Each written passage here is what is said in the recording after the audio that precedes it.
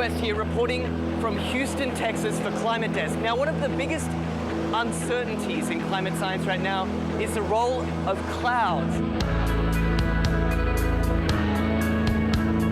What better way to work that part out than flying right through them? That's what NASA scientists aboard this airplane think. Welcome to NASA's biggest airborne laboratory. You're coming with us today on an 8-hour NASA flight mission. When you read these big IPCC climate assessments, what's the biggest uncertainty? There's two, right?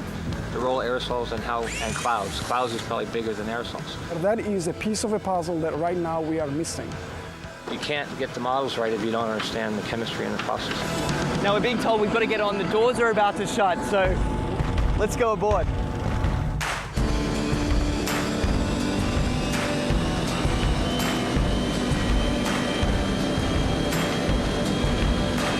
Every time you turn on the weather, every time you hear a climate change prediction, that information has to come from somewhere. And it starts by getting sucked out of the air from planes like this.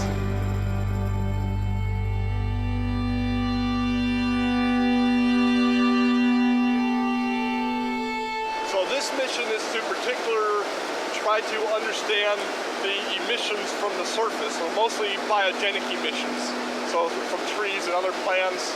Right now we're flying to our very first part of this experiment on the DC-8. Over Arkansas, there's a particularly pungent bouquet of emissions that scientists are interested in measuring. Well, these emissions lead to both aerosols and to molecules that both destroy and create ozone. So these are very important things to understand for climate studies.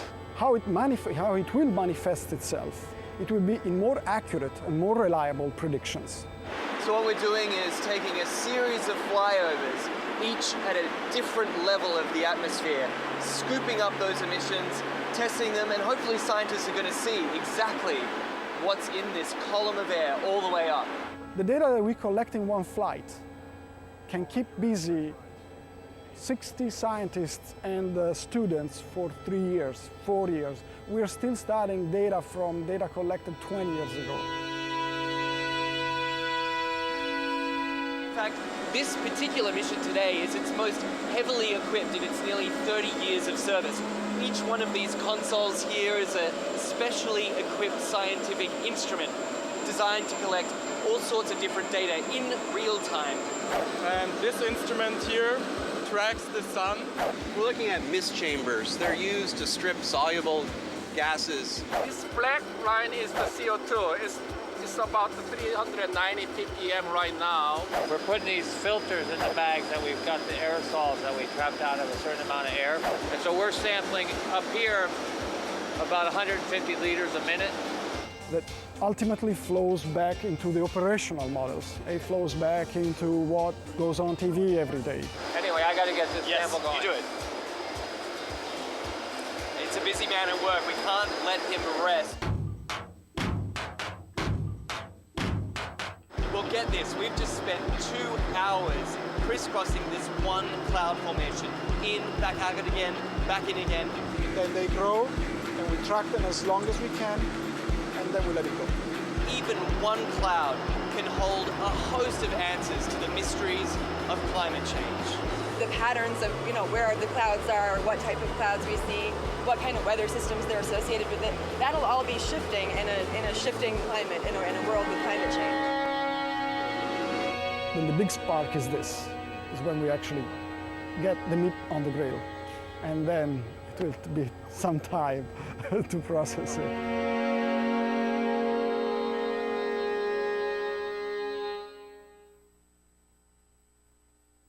What the frack? What the frack? What the frack? What the frack? President Obama, are you fracking kidding me? Reopen the EPA studies. In Texas, Wyoming, and Pennsylvania. Fracking pollutes our oceans. Fracking poisons our water. Fracking makes climate change worse. Fracking relies on toxic chemicals that cause cancer. Ban fracking now. Ban fracking now. Go on. Ban it. Ban fracking now. Please.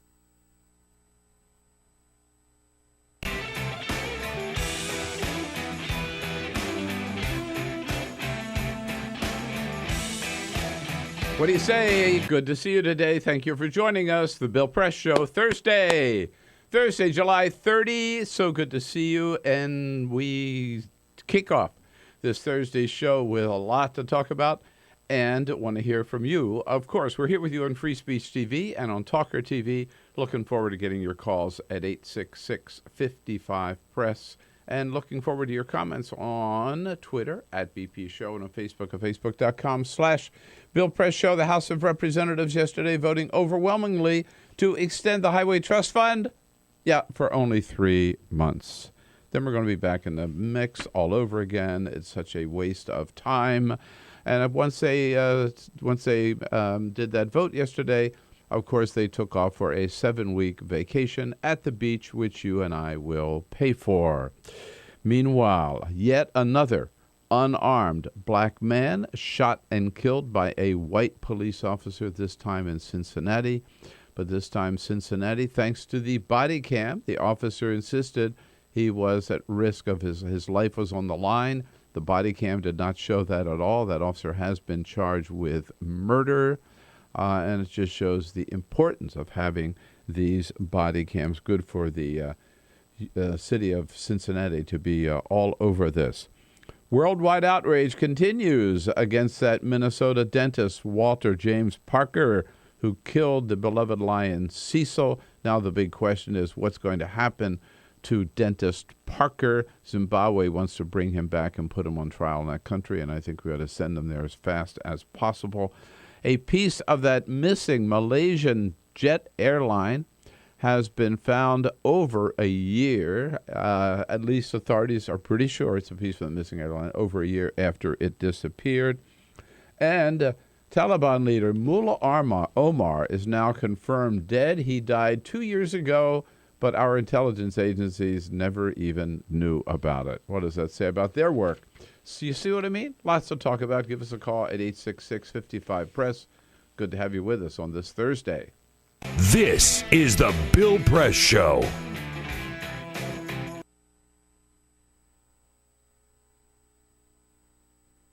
We came here to Foster City, where we're going to watch UC Berkeley, a University of California SWAT team, do a hostage rescue scenario.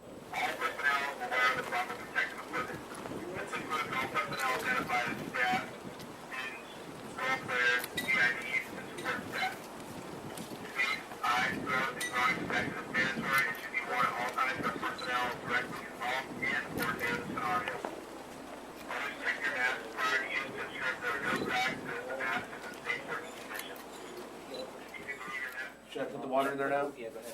This is like some kind of chemical agent? Yeah. Copy, we're ready. I'm gonna get shot. I already know it, dude.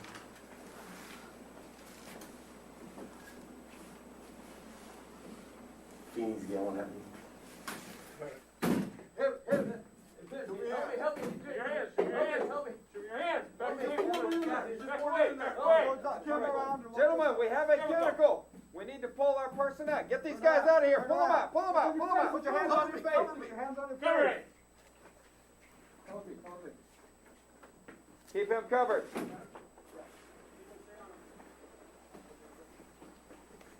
Your head up. He's got a shotgun back there.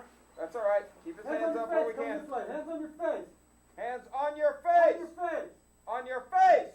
Someone cover me. I got a holster up, bro. Okay, pull him around the corner. Pick him up. Get him out of the building.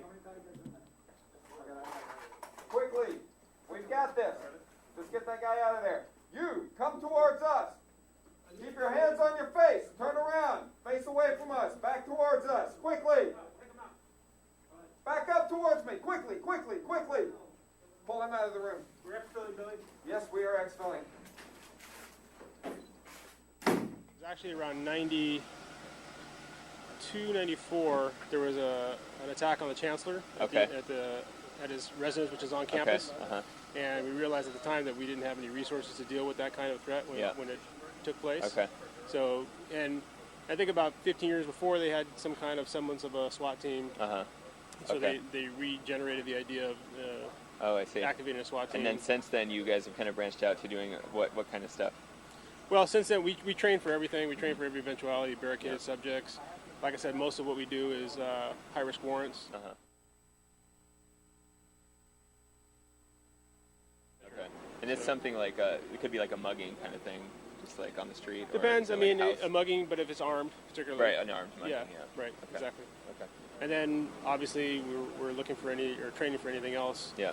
That we might be faced with, and that's what's great about Urban Shield is we couldn't duplicate this on our own.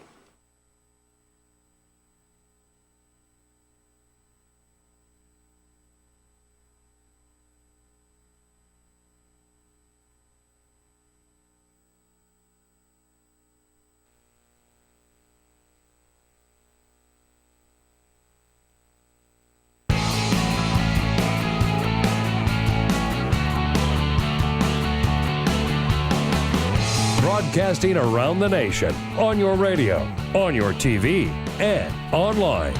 This is the Bill Press Show. Donald Trump, since last Friday, up 10 points. In the latest Reuters poll, he is now at 25 nationwide. Jeb Bush in second place at 12. Oof. Whoa. No wonder Donald Trump took off for Scotland. Yeah. He doesn't. He's just basking in his glory. Hey, hello, everybody. What do you say? Here we go. It is Thursday, July 30. This is the Bill Press Show, and it's good to see you today. We got lots to talk about today, lots to get into.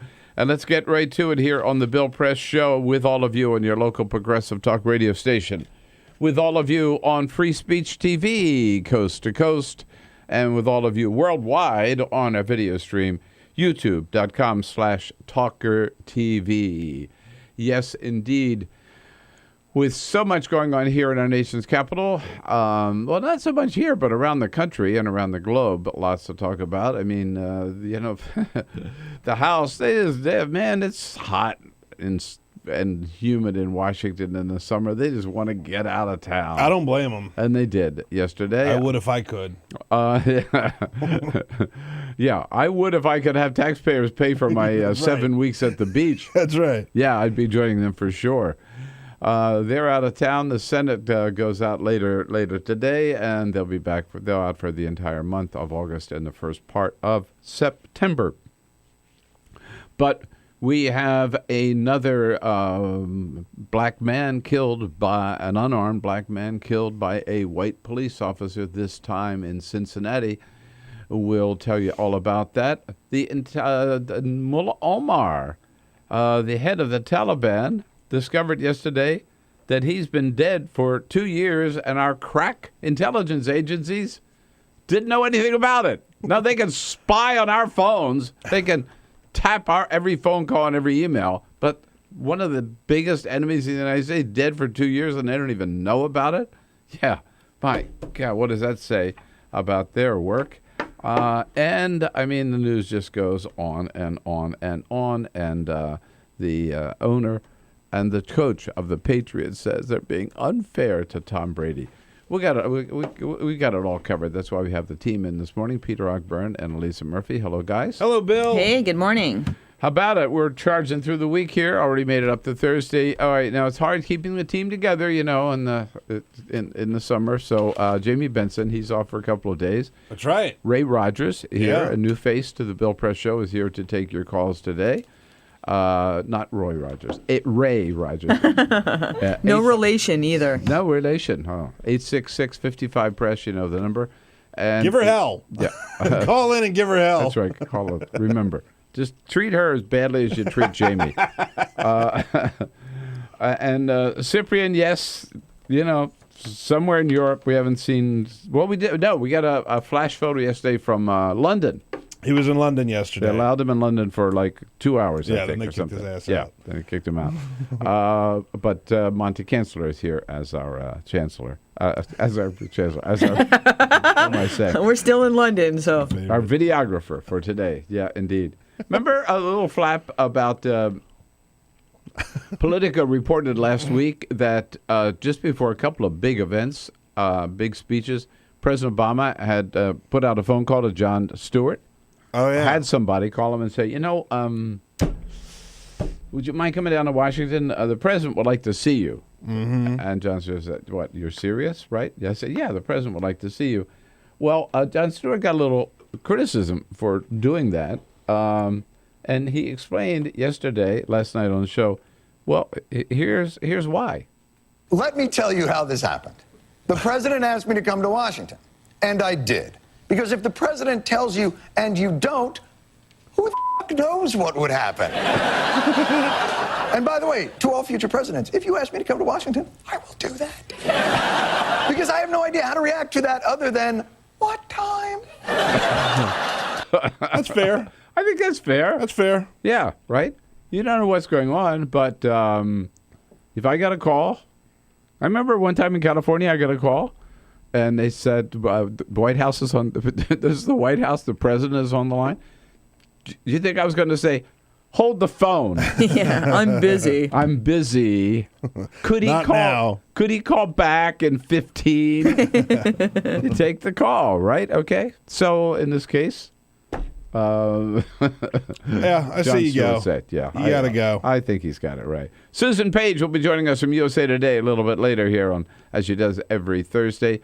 We're also going to have someone in from the Humane Society to talk about the lion-killing dentist out in Minnesota. We talked about that yesterday. We'll find out what can be done about that today from one of the directors of wildlife for the Humane Society and Director of Communications for Emily's List in studio, among other guests in studio to tell us about some of the outstanding women running for Senate and President this year. But first, this is the Full Court Press. Just a couple of other stories making news. Okay, a little background on this story. So the Washington Nationals here in D.C., they have a tradition when teams show up to take batting practice before the games. They started this thing where they've been playing very slow, romantic type music, right? When people are taking batting practice. Normally they play hits of the day or rock music or hip hop or whatever, get people pumped up, take batting practice, right? So the Nationals have developed this this rep for playing really, really, really bad music when other teams take batting practice, okay? So last night when the Washington Nationals were in Miami to play the Marlins fought back.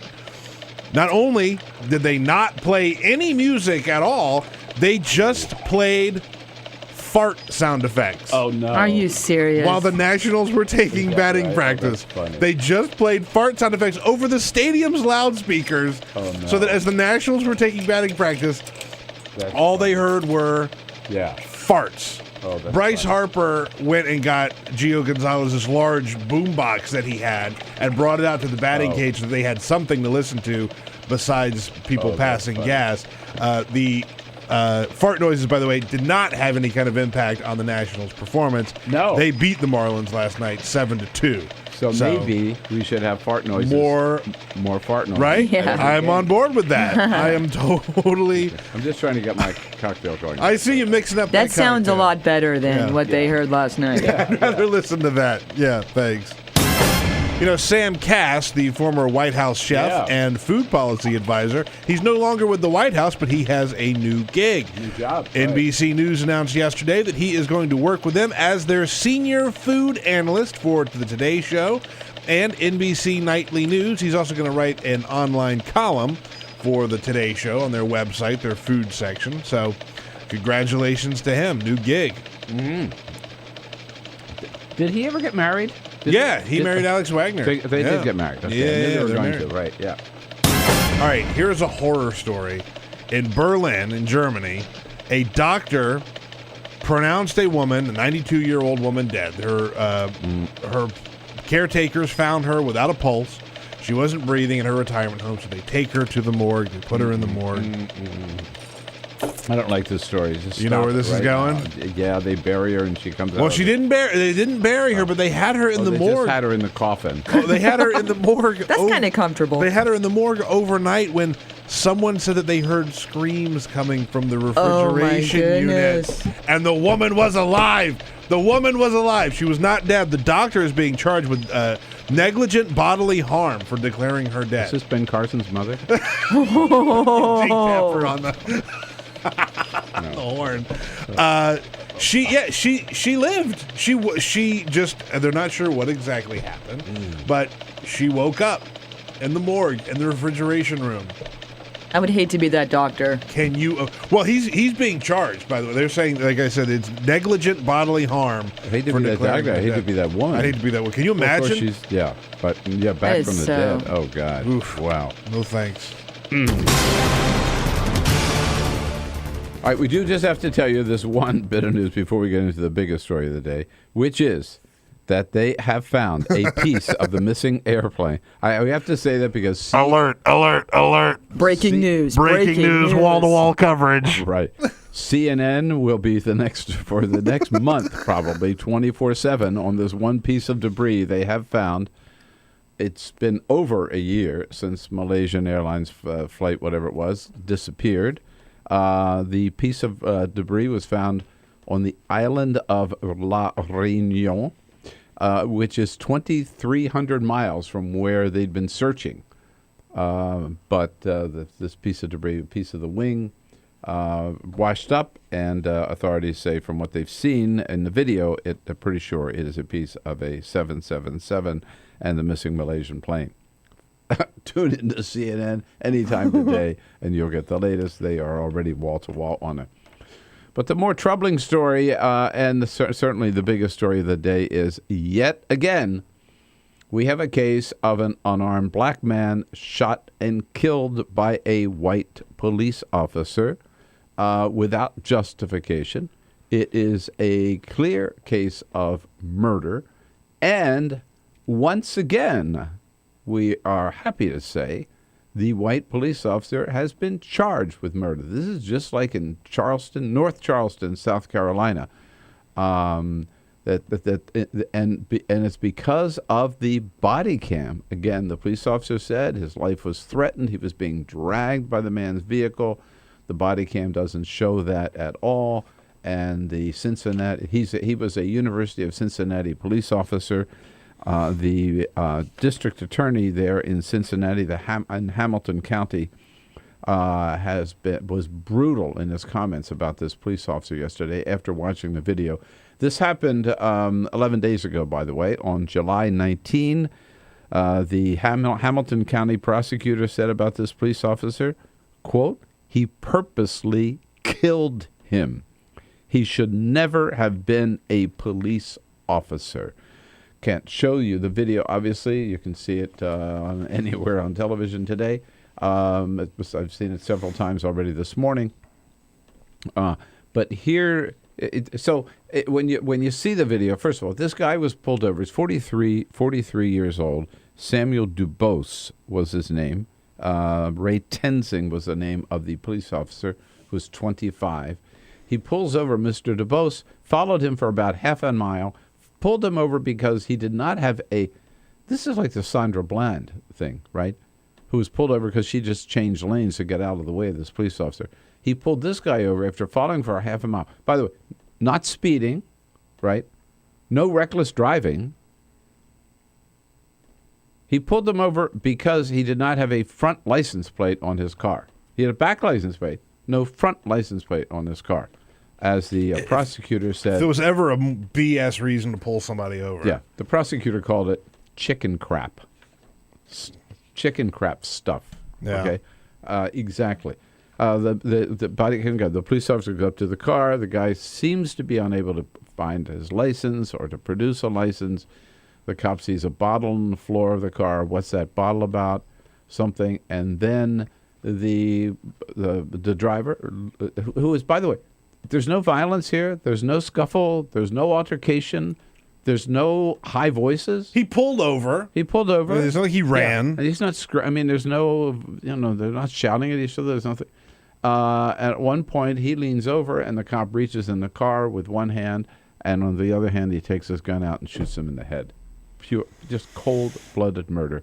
Here's what with the scuffling sound from the body cam is what it sounded like. It's hard to make out, but you get to hear the car eventually move because the guy had turned the car on. the car, after he's shot, the car starts to move and then ends up running into a light pole or something.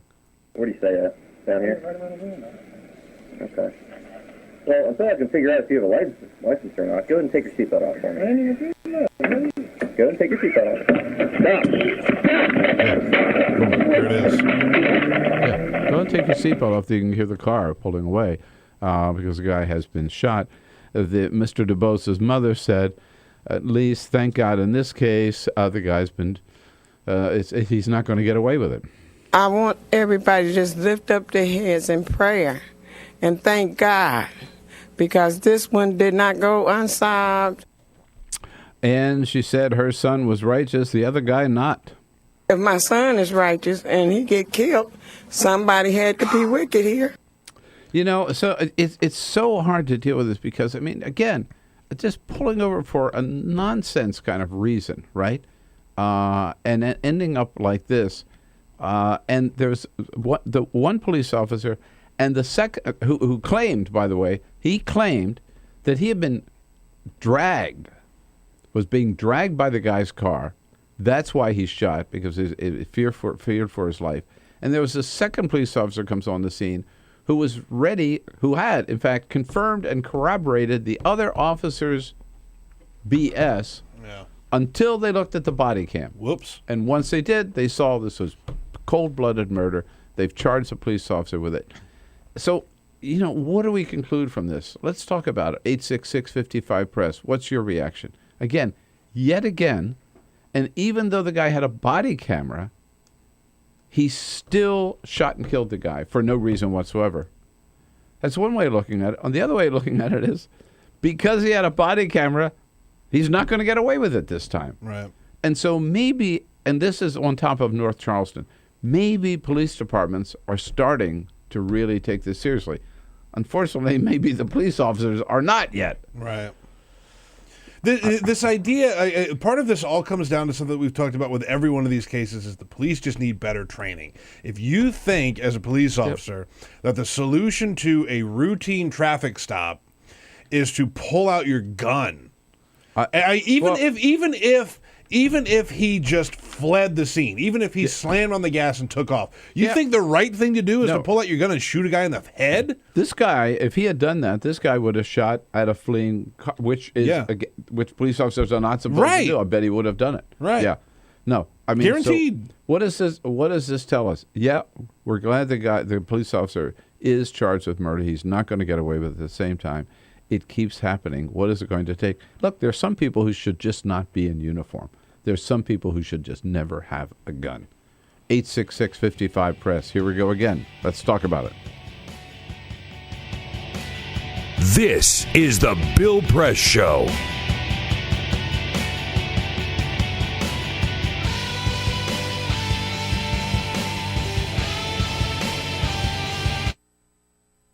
Silicon Valley's Santa Clara County is often portrayed as a role model for the rest of the country. The county has some of the highest salaries and most expensive real estate in America, thanks in large part to the phenomenal success of tech companies such as Google, Yahoo, Intel, Adobe, and of course Apple, the nation's wealthiest and most profitable company. But Santa Clara County also has a more unseemly distinction. I'm standing near downtown San Jose, inside what is by some accounts the largest homeless encampment in America. The Jungle, as it's known, occupies a 65-acre stretch of creek where about 300 people live in makeshift structures. It's less of a homeless encampment than a full-blown shantytown. This being the largest homeless encampment in the United States, and with us having Silicon Valley with Steve Jobs and all this cash, we're not supposed to have this kind of homeless problem. You know what I mean? I done been shot with a pellet gun like 4 times, attacked with baseball bats, my house set on fire. This is like hell on earth. I mean, this is like something you will not see. You have to see to believe, actually. It's like fourth world conditions.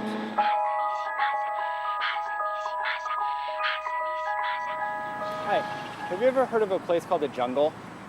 Sorry? A place called the Jungle, have you heard of it? We're not making enough money really for conventional homes or housing, and we make too much money for subsidized homes. So we're kind of, floating between the oil and the water. We told the landlady here if it would be possible to continue staying here. She said, no, you got to go. I already rented it out. And we went and loaded things into a storage facility, and it's still there. And all the campgrounds and things that we saw were too far out of the city, like KOAs and that sort of thing. So what we decided to do was to move into the jungle. So that's what we did.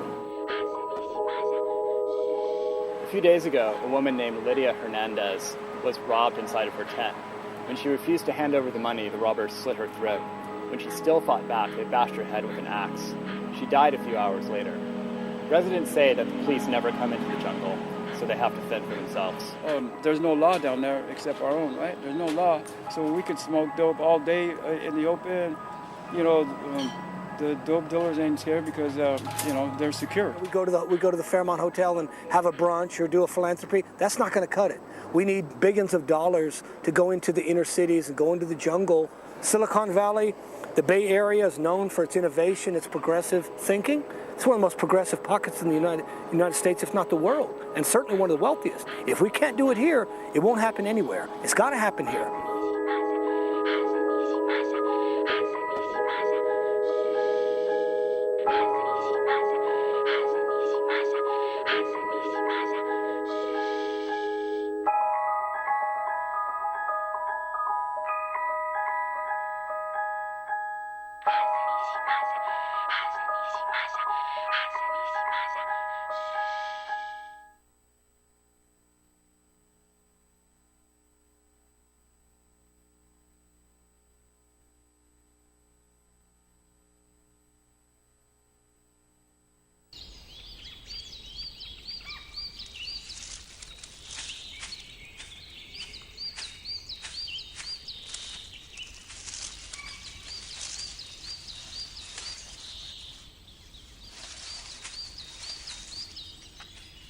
At Earth Justice, we defend the environment in the courtroom. Join our fight. When you take a seat, you take a stand. Earth Justice, because the Earth needs a good lawyer.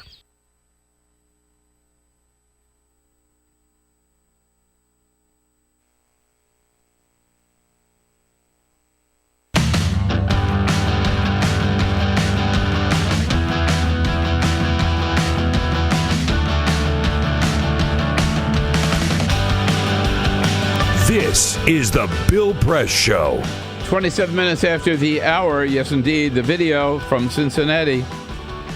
It shows the passenger leans over to the passenger seat and the police officer files a single shot, without saying a word, files a single shot, doesn't say get out of the car, files a single shot in the head. The car rolls off, and then the police officer runs up, looks inside, sees the guy dead, and then says, I think I'm okay. I'm okay. He was dragging me. I thought I was going to get run over.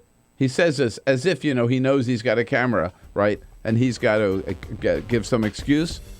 The Wire story this morning ends up by just saying the video does not indicate that the police officer was dragged at all. He killed the guy. He lied about it.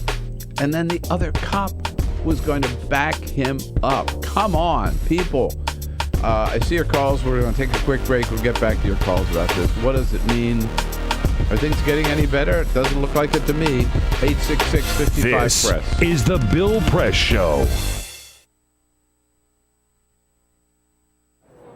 Officer, were you the one who arrested me? Gonna shake my hand?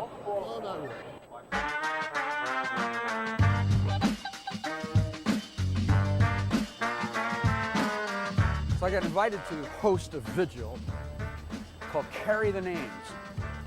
And that's what they were doing, carrying the names of the people who were victims of deadly police force.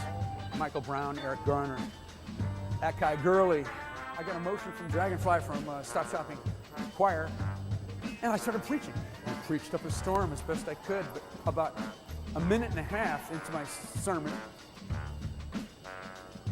the place was flooded with police, Homeland Security, National Guard, state troopers, and I was pushed over and handcuffed so fast, down in the jail, down in the basement. Before you know it, I was out the door, put in prison overnight. The next morning, I'm in court. The same thing happens. I'm just rushed out of there. Then our lawyer, Wiley Steckler, gives me this iPhone. And there in black and white, in the Gothamist, a popular paper, is this charge by Adam Lisberg, the MTA law enforcement spokesperson for this grand place. His quote is that I, Reverend Billy, physically attacked a police officer. Unbelievable. The feeling of being robbed of my work and life and identity, just the fiction. I did not touch anybody. I did not look. I know how to do this. I'm trained in nonviolence. I did not do anything. It was right here. It was right here. It happened right here. I was simply arrested while I was speaking and taken away, and that's it. The cold feeling in my city, the city that I love, that city spokespersons whose salary I pay for with my taxes, that they would say this. I can just feel the rending apart of the community, that we are not that close. We're not. They are willing to say this, and they think that they can just say anything about anybody and get away with it.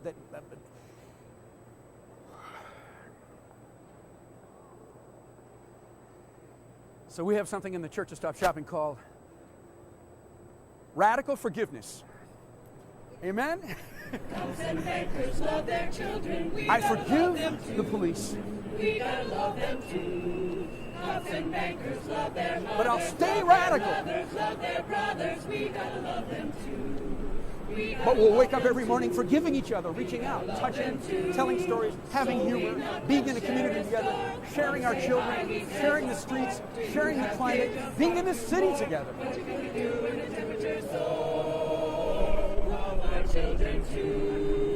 But forgiving each other, being grateful to each other, helping each other out, living together, living together. I got a daughter just turned 4. What do we do in the superstore? What do we do with the blood and the gore? The water's rising through our door. Love our children too. Love our children too. Amen. Earth-alleluia.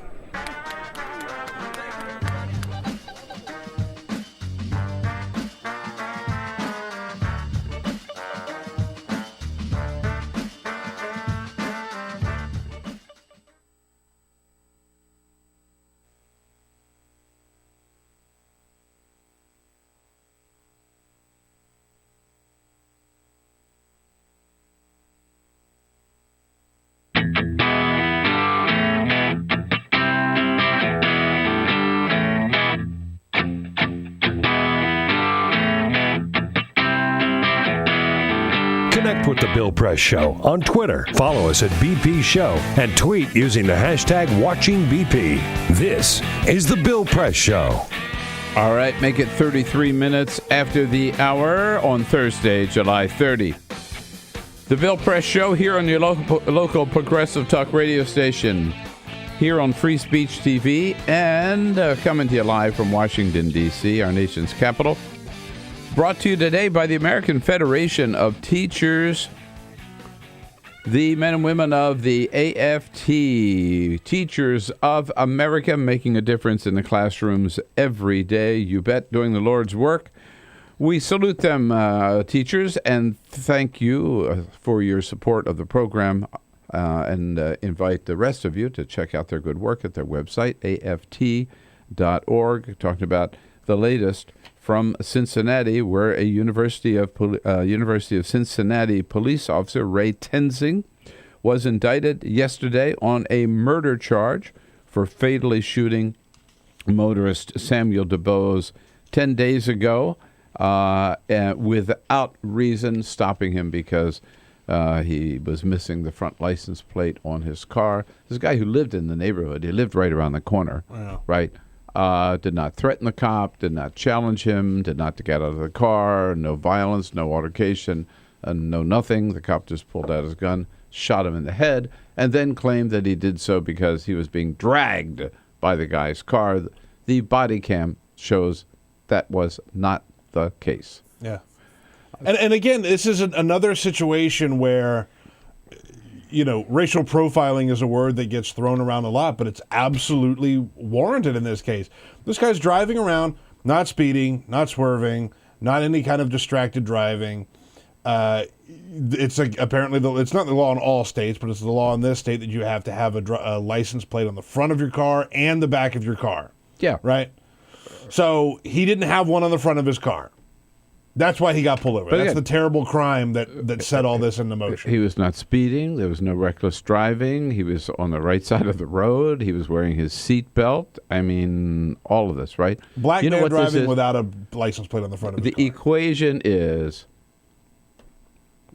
white cop, black man, murder. Yep. Norman's calling from Baltimore, Maryland. Hello, Norman. Hey, good morning, Bill. The idea that there are bad cops, no. These grand juries have been letting these cops off for years. And trust me, Bill, there have been white Democrats on those grand juries. Oh, yeah. This is what white society wants. White society, white supremacy. This is what the system is designed for.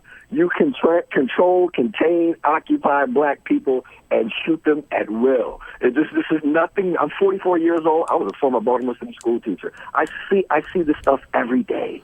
But Norman, here's the question. I mean, it's wrong. It's wrong, and I think more people are recognizing what's going on and how wrong it is.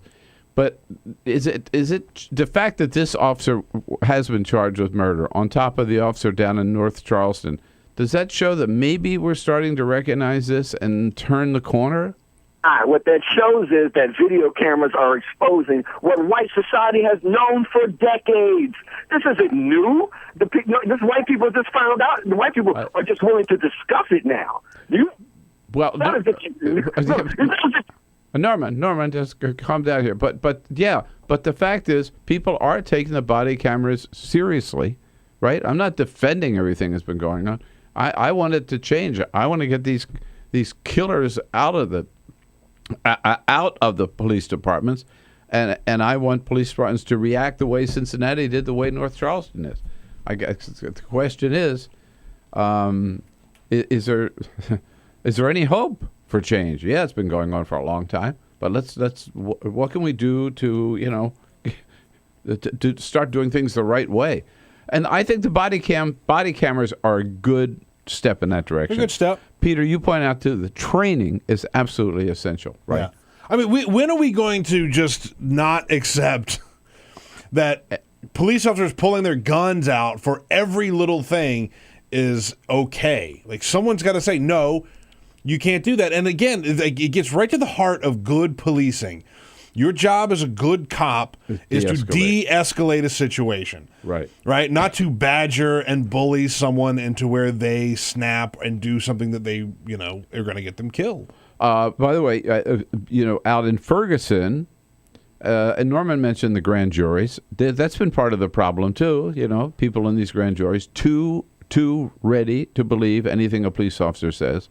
And the other problem has been prosecutors who are normally, again, it's all part of the buddy-buddy network, too willing to go along with the police department, which is going along with the police officer, and they all just kind of, close ranks, and no matter what happens. That's been the pattern in the past. We're starting to see some breaks in this pattern. In Cincinnati and in North Charleston, the prosecutor said, I don't buy this cop story. Right. Let's look at the video. They looked at the video, and this prosecutor in Cincinnati again said this was chicken crap. The fact that he even stopped him, and that this guy should never have been a police officer. He killed him in cold-blooded murder. That prosecutor, don't need a special prosecutor in that case. You got a prosecutor who's doing his job. Yeah. So when that happens, I just hope I hope more police departments see this is the way it ought to be done, and more police officers will see that this is something they can't get away with anymore, and some police departments will start doing some better training and get some of these guys who should never be in uniform out of uniform. Paul in Lucerne, California. Hello, Paul. Hey, Bill. I heard about a case earlier in the week in New England about a guy that scored a 122 on his IQ test, and the police department wouldn't hire him because he was too intelligent. Oh, no, really? I've heard that. Yeah, Oh, I didn't hear that. They took it No. over to the Supreme Court. The Supreme Court said it was cool. Everything's all right with that. But the police department wants average to below average intelligence so they won't have a high turnover rate. Good Lord. I thought you were talking about another case. I just saw a headline this morning where a Massachusetts detective told some motorist, I'll put a hole through your head. Yeah. Whoa. How about that? I have to look up that. I've seen that story, I hadn't heard that story. Yeah, we don't want you. You're too smart, right? Yeah, basically. Yeah, it's not a good story. Anita out in San Antonio. Hi, Anita. Good morning, Bill. Good morning, Peter. Hey, now.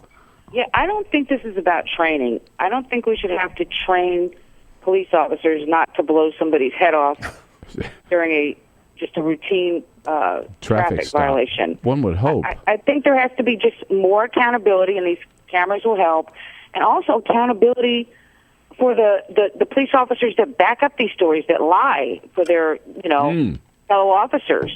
I'm glad you said that. Consequences. Yeah, I'm glad you said that because remember the police officer who was an African American too, down in North Charleston, who came up when that other cop was dropping the evidence right alongside of him, right, the taser alongside of him, and that second police officer backed his buddy up. And here in Cincinnati, we know a second police officer said, "Oh yeah, he was being dragged. He was being dragged by that car." No, he wasn't. Yeah, no. I don't know what happened to that second officer down in North Charleston. We'll have to check that out. And I don't know whether this second officer, nothing that I read this morning or saw, I've seen on the coverage of it so far, talks about what happened to the second officer. Have you seen anything, Peter? No, I haven't. Yeah, not yet. Good point, Anita. Good point. We'll. That's a good point. In both cases. How about it? Helen, up in Ithaca, New York. Hello, Helen. Hey, good morning, everyone. Yeah. I think the family there has been handling this thing with a lot more nobility and patience than I could have. If somebody killed my brother, I would have been, and I don't even kill mosquitoes, I would have been wanting to punch the guy out, Oh, you know what? Yeah, I mean, in this case, of really handling it with great dignity, and so did the sister of Sandra Bland, too, her comments. Cincinnati had a problem a few years ago with a similar situation, and good cops have to turn in bad cops. And this gentleman has 10 children, and so now it's going to fall on the county there. This single mother is going to need some help, So they killed their breadwinner, they killed their father, and now, in addition to the trauma that it's obviously caused the children, that their father is dead and murdered, So. Oh yeah, I mean, just the impact on the whole community. But as Peter, we were talking before we went on the air. Cincinnati knew this tape was coming, video was coming. They knew it was going to be released. And they kind of put out the word, okay, everybody, this is not going to be pretty, but we're on top of it, right? We've already taken action here. So basically they were saying, let's just... They were prepping people. They were prepping people, They knew right. the video was bad. And I think they did a good job at that. Yeah. Because what we've seen is, I think, the most response is there's been no protest, not that protests are bad, but no violence. There's been people saying, hey, the cops did the right thing in this case. Good for them. We'll talk more about it later in the program. Susan Page will be joining us from USA Today, Washington Bureau Chief for USA Today, coming up next. This is the Bill Press Show.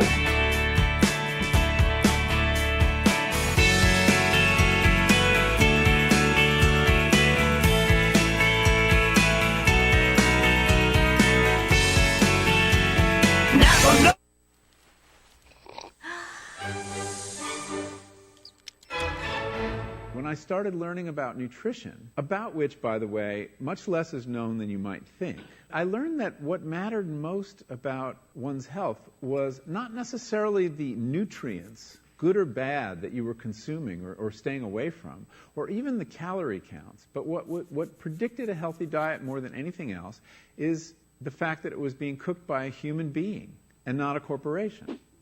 Corporations cook very differently than people do.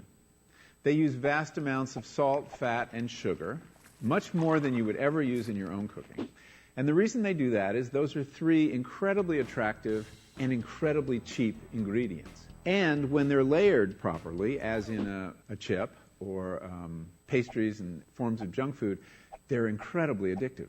They really press our buttons. They activate our dopamine network, our cravings. And in fact, people in the industry, they don't talk about addiction in the food industry, even though they traffic in addiction. They talk about craveability. It's the same thing. And snackability is another term they use. It's a lovely word. And then the last point about corporate cooking that's important to understand is they cook different stuff than you do at home. What they're good at, in general, they don't cook that well, but things like chips, they cook incredibly well. And here's a classic food that if you make it yourself, if you've ever made French fries, you have to wash the potatoes, you have to peel the potatoes, you have to slice the potatoes, you have to fry them in a lot of oil, you have to spatter your entire stovetop, you have to clean up, and then you have this pot of oil you have to get rid of. I mean, it's really difficult, and it's a pain. They're wonderful, but it's a pain. And if you make them yourself, you'll only eat them every 6 weeks, 2 months, because it's too much work. But when you let corporations cook for you, it's so simple and so inexpensive, and they're really good, that you will have them twice a day, as many people in America do. So you see the kinds of foods you end up with are these labor-intensive foods and desserts. These special occasion foods become everyday foods when we let industry cook for us. Eat anything you want, just cook it yourself.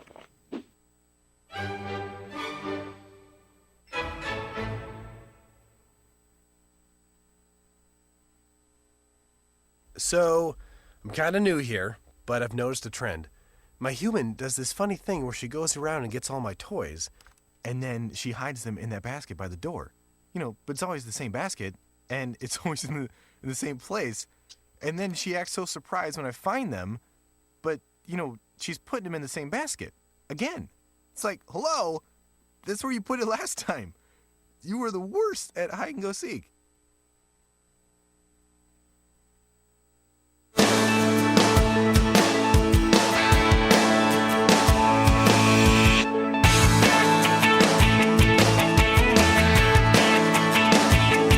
Bill Press, happy 10 years of great shows.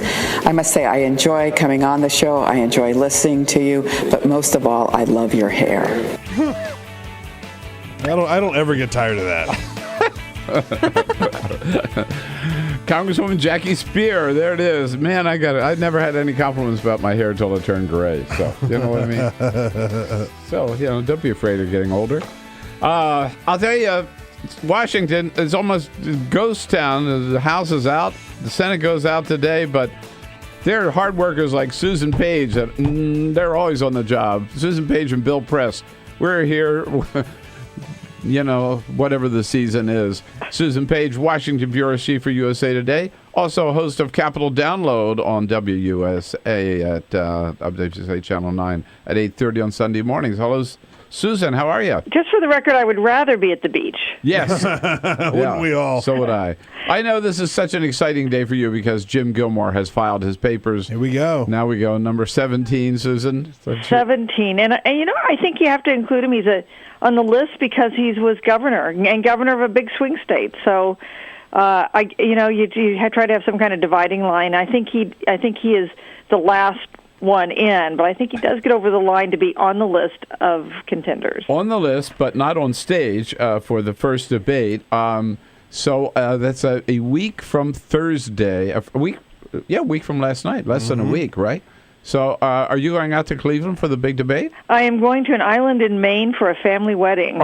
Lucky you. And my editor actually asked me if I could go to a cable, go to a TV, watch it on cable, and file. And I said I didn't think the other relatives at the wedding would think that was appropriate. So sadly, I'm missing this first debate. Are you going to go out there? Well, actually, no, but I am, and I was going to ask you about this too. I am going to New Hampshire. You know, I hate to go to New Hampshire without you. I know. We've had such fun up there together. Yes. I am going to New Hampshire on Monday for the big forum that the union leader is sponsoring, with covered by C-SPAN. And that's going to be interesting. It's like it's not quite a debate, but it's definitely something worth watching. Well, so I talked to them yesterday, and C-SPAN, and here's the way it's going to work. First of all, everybody is coming except Huckabee and Trump. So except the leader. Yeah, except the front runner, right, who says he's not going because he knows the union leader would never endorse him anyway, so it's sort of a waste. That's kind of strange, but anyhow. But no Huckabee, no Donald Trump. But all the candidates are going to be seated in the front row, side by side, okay? And then they're brought up on stage for 5 minutes at a time. I don't know in what order. In fact, I was told they're going to be just drawn out of names out of a hat, no particular order, right? So it's total random chance. And then they do one whole round, and then they get a second round. Isn't it going to be strange? But they have to go back and sit in their seats? Yeah. And listen to everybody else. And who asks the questions? I don't know whether there are going to be questions. I guess there must be. They just get to speak and then rebut themselves or everyone else? That's a good question. I don't know. I would hope that they just open it up to, anybody who's there. Maybe you should ask a question. You damn right. I will if I have a chance. The trouble is that the first real debate, which would be on Thursday, is all going to be defined by Trump, who won't be at that forum. I mean, the headline from the first debate is either going to be something Trump says or something other people say about Trump. Mm-hmm. Don't you think? Absolutely. Yeah. No, the headline is going to be, I think it's going to be Donald Trump turning on one by one everybody else on stage, which he basically has already done. But what's going to be funny is to see how the other candidates fight against Trump. Because, if there's any lesson that has been learned from running against Donald Trump, if you hit him with a brick, he'll fight back with a machine gun. He'll come back at you stronger than you did. But it may be good for you. This has been great for Lindsey Graham. Totally. Yeah. And Rick Perry. And good for Rick Perry. I would say great for Lindsey Graham. Good for Rick Perry. Yeah, Rick Perry's response about get up the pull-up bar and see who can do more pull-ups is hardly a presidential contest here between those two. But the idea that Donald Trump is the driver of this field is something that I think we would have been skeptical about 6 weeks ago. Totally. And yet, the latest Reuters tracking poll shows him up at 25 nationwide now, up 10 points since last Friday, and Jeb Bush is second place with 12. Now, we do assume he's the front runner. You have to say that. He's the front runner. You have to say that. You have to say that even if you don't think there's any way he could actually be the nominee. I actually think he's very bad for these second-tier candidates because establishment Republicans who see his rise to 25% are going to want to clear away some of these contenders so that the finalists, the people they think actually could be nominated, can do a little better. Yeah. Right? Because we assume that Trump is maybe now, although we keep saying this and he keeps going higher, hit his ceiling. At some point he'll have hit his ceiling. We keep saying that, and let's hope that is true. On a more serious note, I have to ask you about your interview with Ambassador Ron Dermer, because he's been he's sort of been Prime Minister Netanyahu's point man, right, in trying to oppose this Iran nuclear deal in Congress. That's right, and the interview was so interesting because he was really measured, and he, in fact, called Mike Huckabee's comments about the Iran nuclear inappropriate, so there's not language you should use. You shouldn't impugn the motives. And my reading of this interview and the tone he took is that Israel has decided they are likely to lose on this, and they want to make sure they have good enough that they don't want to totally poison their relationship with the Obama White House. Now, he didn't say that, but his tone was so different from what it's been in previous months. Huckabee didn't do them any favors, did he, with those comments? I think he did not. He made the issue Huckabee, which was, I think, Governor Huckabee's point, right? Sure. Huckabee was not a big part of the conversation. I saw that he is sending out emails to supporters. Do you agree with what I said about the Iran deal? That wasn't a gaffe. It was a calculated effort to get some attention for himself, and it helped him.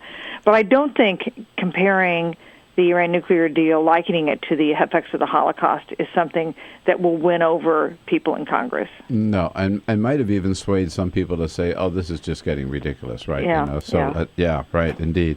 Well, Susan, I'm sorry you're not at the beach. I hope you get to there this weekend at any rate. But we thanks for taking time out for us again this morning. And Bill, we all love your hair. Love you, Susan. Thank you. All right. Susan Page, you can watch her again Sunday mornings at 8:30 on WUSA 9 Capital Download. This is the Bill Press Show.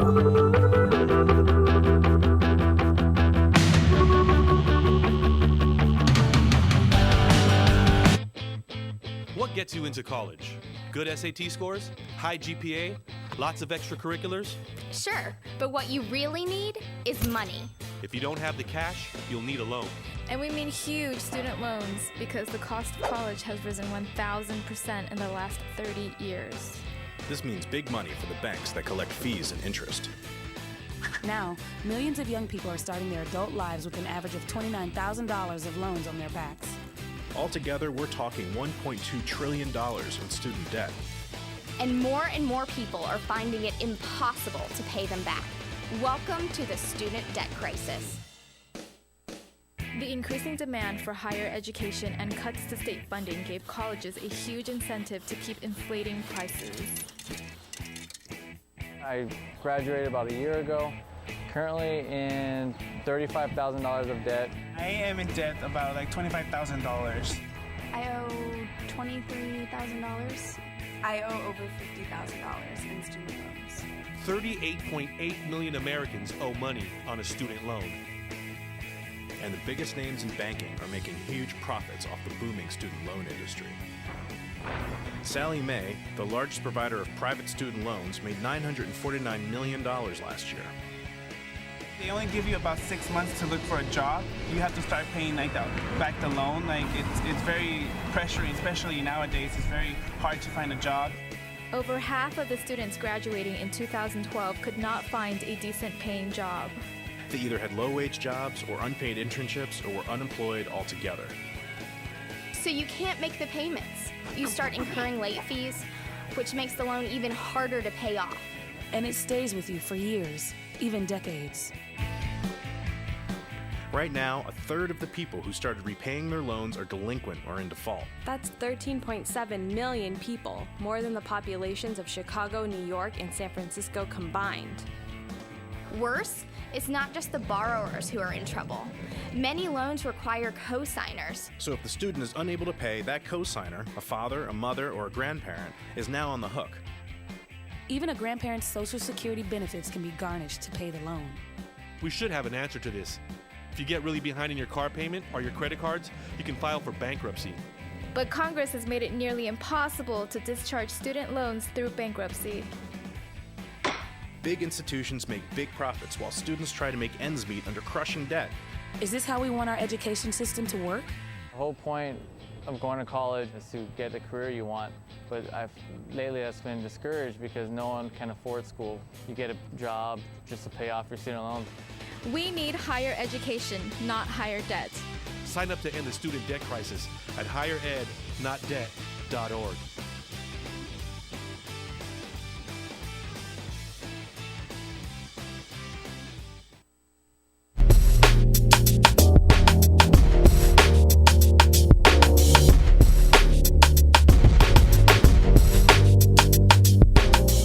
So what's going to happen to that Minnesota dentist who so brutally killed Cecil?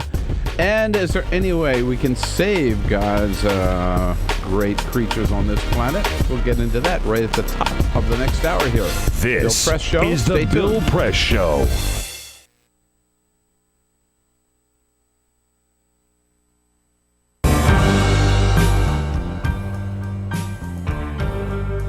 I'm a Piston fan. Their slogan was, we come to work. That's what Detroit about. That's why they used it. It's a team thing. They won 2 championships, a team. You think you can do it by yourself, it's a team thing. You got communities, they got ideas too. The only thing wrong with Detroit, people have lost hope here. Residents, city workers, so much corruption, they lose hope. But I grew up here. I love this city. I think it can come back.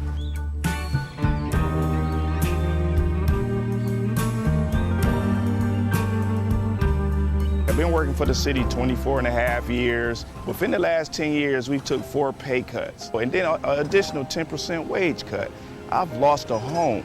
When you take all of the decisions out of the city of Detroit, all of us, then what do you have? Exactly what we got, a lot of problems.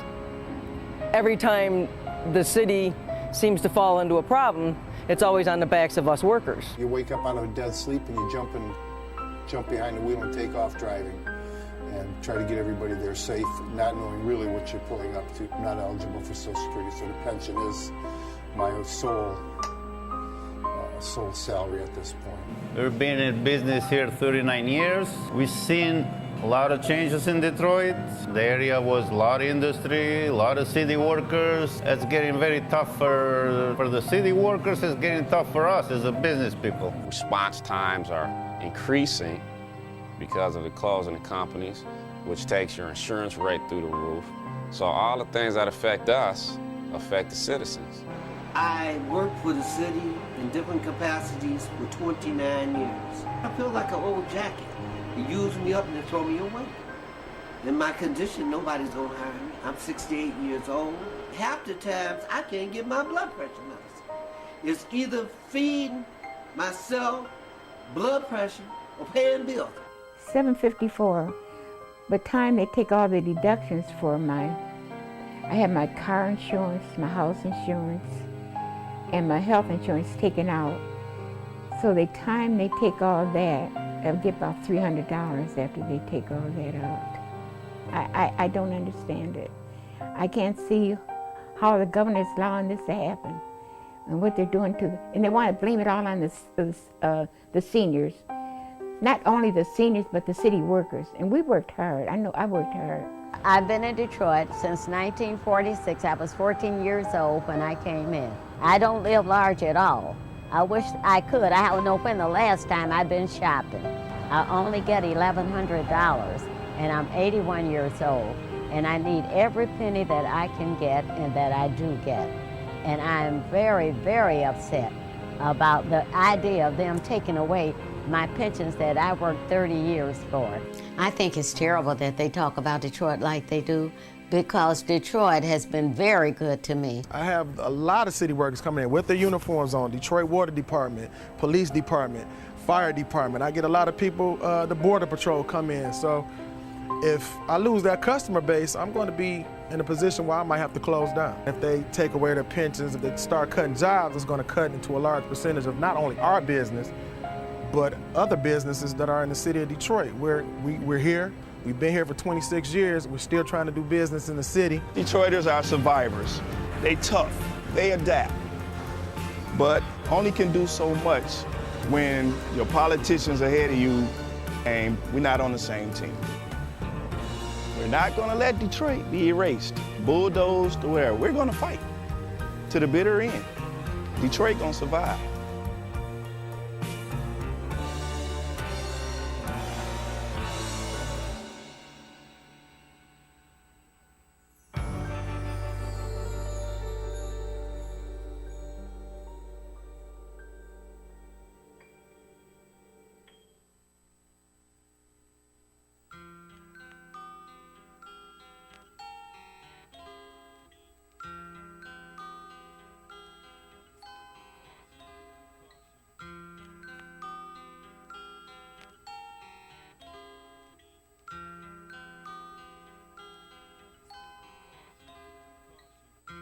Just this month, my bill was like $138. Even at one phone call a week cost me $40 to $50 every month. I am living on a fixed income of SSI, so this is really a great hardship. Families are being punished. When they incarcerate your children, they incarcerate the whole family.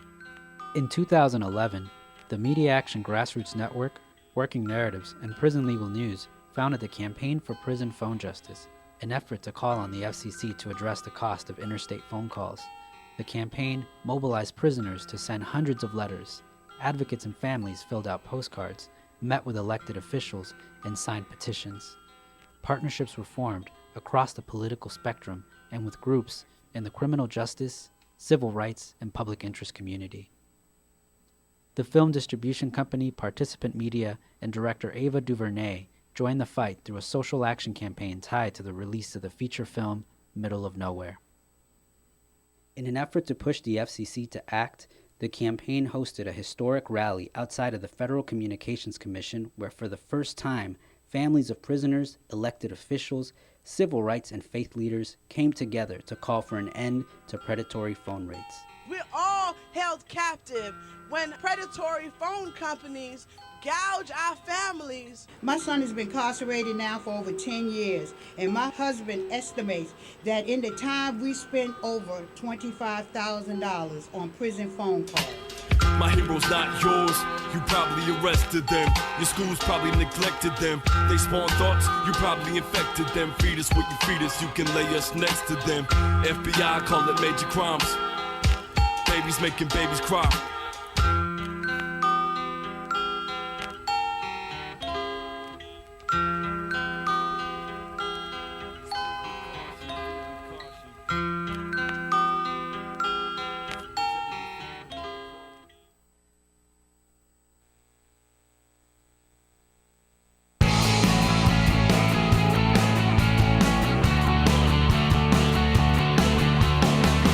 Broadcasting around the nation, on your radio, on your TV, and online.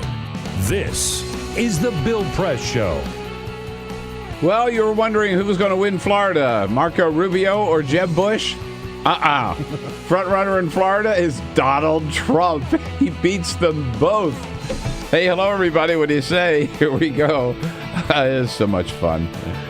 July 30, Thursday. Great to see you. And thank you for hopping on board as we boom out to you from Washington, D.C. to every corner of the United States of America on your local progressive talk radio station, on the two great radio apps, TuneIn or iHeartRadio, both free. Download them. You can follow us on the radio anywhere you travel. We're also coast to coast with you on Free Speech TV, the Dish Network, and DirecTV. And if you are anywhere else on the planet outside the United States or inside the United States, you can follow us on our video stream, youtube.com/TalkerTV. Great to see you today with lots to talk about. We'll get right to it with our team here, Peter Ogburn and Lisa Murphy. Hey, Bill. Hey, good morning. Here we are. Here we go on a Thursday. Jamie Benson off for a couple of days. Ray Rogers here filling in to take your calls at 866-55-PRESS. Don't forget, we really, you are part of the program. You make the program, so give us a call at 866-55-PRESS or send us your comments on Twitter at BP Show or on Facebook at facebook.com/Bill Press Show. And Monty Kanzler here again today as our videographer as we await. We're still hopeful that Cyprian will come back someday. Just not This sure. is an extended vacation for him, man. It is. Yesterday we talked a lot about the outrageous news from Zimbabwe that their beloved lion Cecil had been shot and killed by an American dentist from Minnesota. Teresa Telecky is a director of wildlife for the Humane Society International, who is in studio with us to talk about that and what might happen and what's the status of the efforts to preserve big game around the planet. Teresa, it's nice to see you. Well, thank you. Thanks for coming in. Thanks for all the good work you do, too. Thank you. Right. Happy to be here. So we'll get right to that and what might happen to Walter James Parker, isn't that his name, out in Minnesota. But first, Peter's got the big headlines of the day. Full court press. Just a couple of other stories making news. We go to the Taipei Zoo where their female panda, Yuan, was pregnant. Pregnant panda, right? Good news. Except here's the thing. Turns out she wasn't actually pregnant. Scientists took a look and found out that she was faking the symptoms of pregnancy in order to secure better conditions during the summer heat. No. I love this story. Proves that women are smarter than men across all species. She displayed signs of pregnancy such as loss of appetite, and like resting more. They thought that they had a pregnant panda on their hands, So they put her in a heavily air-conditioned place. They gave her more food. Really? Right? Yeah, she's brilliant. Turned out she wasn't actually pregnant. She just wanted to get out of the heat and pamper herself a little bit, so she faked it. She probably faked an orgasm, too. Oh, God, Bill. With a name like that, I bet. Yeah, right? So if you wanted to see a pregnant panda at the Taipei Zoo, you can't see it. She was just trying to get a little better situation for herself. Oh, this is a sad story. I know this is going to break your heart, break your little heart. BP, the oil company, not Bill Press, but the oil company. I'm sad to report they reported a $6.3 billion quarterly loss because they agreed to pay out They had to pay all that money, more money to the Deepwater Horizon, right? Like they've had this agreement for a long, long time. They again agreed to pay even more money not that long ago because they're still paying for tourism dollars and loss in revenue for some of these fishermen. Yeah. So even more money they paid out, which means another loss for BP. Isn't that sad, Bill? Yeah, I know. Doesn't that break your heart? They can't lose enough money as far as I'm concerned. And yesterday we talked about The Hill magazine, their 50 most beautiful people. I know. Their list came out yesterday. I know. I didn't make it again. I'm sorry. If only they were 51. But yesterday they talked about this on The View, and Whoopi Goldberg said that maybe she should run for mayor of Washington, D.C. That might be enough to get her on the Hills with 50 most beautiful people. But she's a resident of New York. Yeah. But she said she'd just like to be on the list, so... I'll tell you one thing. I'd vote for her, and she could do a better job than most of the mayors we've had. Fact. Absolutely. Sure. Yeah, indeed. There you go. Thank you, Peter. Teresa, I don't know where to start with this story because it is so disturbing. But let's hear a little bit of... So yesterday on our program, when we talked about this, we had, our first caller said that we should trump Dr. Parker. So we did. We as other media outlets did too, put out not his home address, but his office telephone number and his office address out in Bloomington, Minnesota. And in fact, a lot of people showed up there yesterday with one message. Extradite Palmer! Extradite Palmer! Extradite Palmer! Extradite Palmer! Yeah. Not Palmer, not Parker. I think I said Parker earlier. Can he be extradited, and will he be? Well, the U.S. government does have an extradition treaty with Zimbabwe, which is where Cecil was killed. So that is a question I think we're all wondering right now is, will Zimbabwe ask for him to be extradited, and will the U.S. deliver? Right. That's what we're waiting on, right? That's who makes the call. We have to wait for them to ask for it. Well, yeah, I mean, there is an investigation going on in Zimbabwe with regard to Cecil's death. They are apparently looking for, the American hunter. And the question is, will they go so far, as to contact the U.S. government and ask for him to be delivered? Well, I saw a tweet yesterday or whatever, a statement from the Zimbabwe government where they did identify him. I mean, originally the story was this was a Spaniard or an American. No, he's the American. And they have the two guides, right? Correct. So they know who it is. They know who it is. They know who it is, clearly. Right. So but they have to ask for extradition. And then we would do so. One would assume. Well, I don't know. I mean, that's the question, and I don't know if the U.S. always extradites people, who are caught doing something illegal, or if sometimes they don't, or I'm not really sure. Let's hope that the U.S. Wildlife, it would be Department of Interior, probably U.S. Wildlife? Justice, I would think. Justice? The Department of Justice, would be involved in this eventually, and probably Department of State as well, because you're talking about international relations. Okay. And let's hope they do the right thing then and send him back there to stand trial. What's the possible punishment for this? Actually, I don't know. Don't know what the punishment would be in Zimbabwe if he was found guilty. But it is a crime. It is a crime. And the illegal part of it was luring. Are there any parts of Zimbabwe, do you know, where it's legal to hunt lions? Yes, absolutely. Hunting lions is legal in many parts of Zimbabwe. And what we have in this case is the lion Cecil and his family living peacefully in Hwange National Park, and surrounding the entire park, if you can imagine, are private lands, private concessions, including hunting concessions. So those concessions, basically, it's like a conveyor belt of animals. You know, the park, beautiful place, animals are reproducing. The animals leave the park on a conveyor belt. They go out into these hunting areas and they get killed. And that's the system that's in place in Zimbabwe. What was illegal about this particular hunt, as I understand it, is he did not have a permit to kill a lion in that particular area where he killed Cecil. But is it legal to lure a lion out of the national park into one of these other areas? Yes, this is a very common hunting technique, especially for big cats all over Africa. You know, so cats, they hunt them at night. Here's what happens. They hunt them at night. Mm-hmm. They have to lure them somehow with something. So they kill another animal, and then they either hang it up in a tree, drag it around, you know, to get the smell out there. Then the predators will come out of the park. Then they spotlight them so that the hunter can get the shot. Look, I'm not anti-hunting, right? I realize that it's a big part of. This is it's like a way of life for a lot of people. This is but not like, hunting. This is killing for What is sport. this? This is not hunting. This is not. Like, it's killing for sport. The idea of like hunting deer, yeah, right, which is a common practice here, and it serves a good purpose. I don't hunt, but I understand why people do.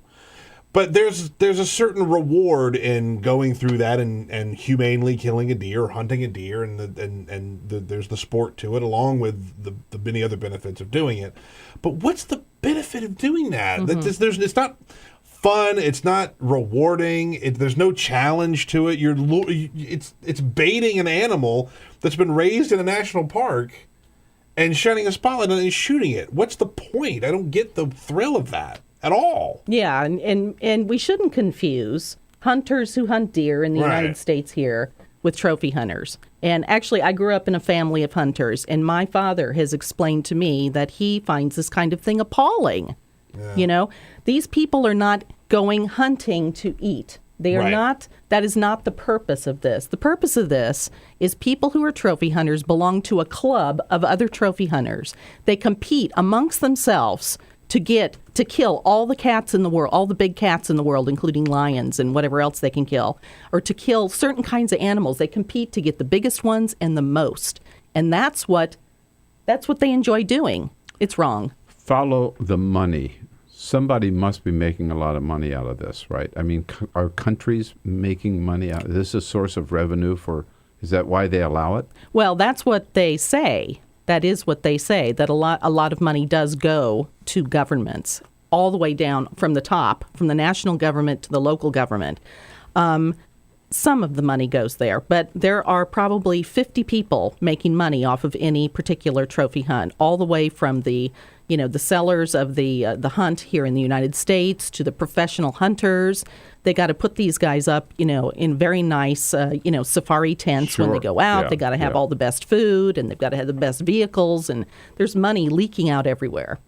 Is trophy hunting banned anywhere? Yeah, absolutely. Lots of countries, like Kenya, for example, has had a ban on trophy hunting for over 20 years.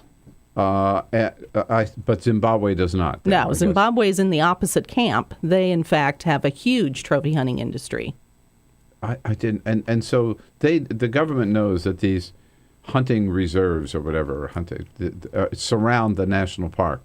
Yeah, it's almost like they're using the national park as a feeder system. They totally are, and that is something that is actually sanctioned. That's so disgusting. It really is. It really is. But so there's it's big business though in Zimbabwe. There's no fence or anything, right? Meaning to prevent the animals from getting out. No. Yeah. No, that's right.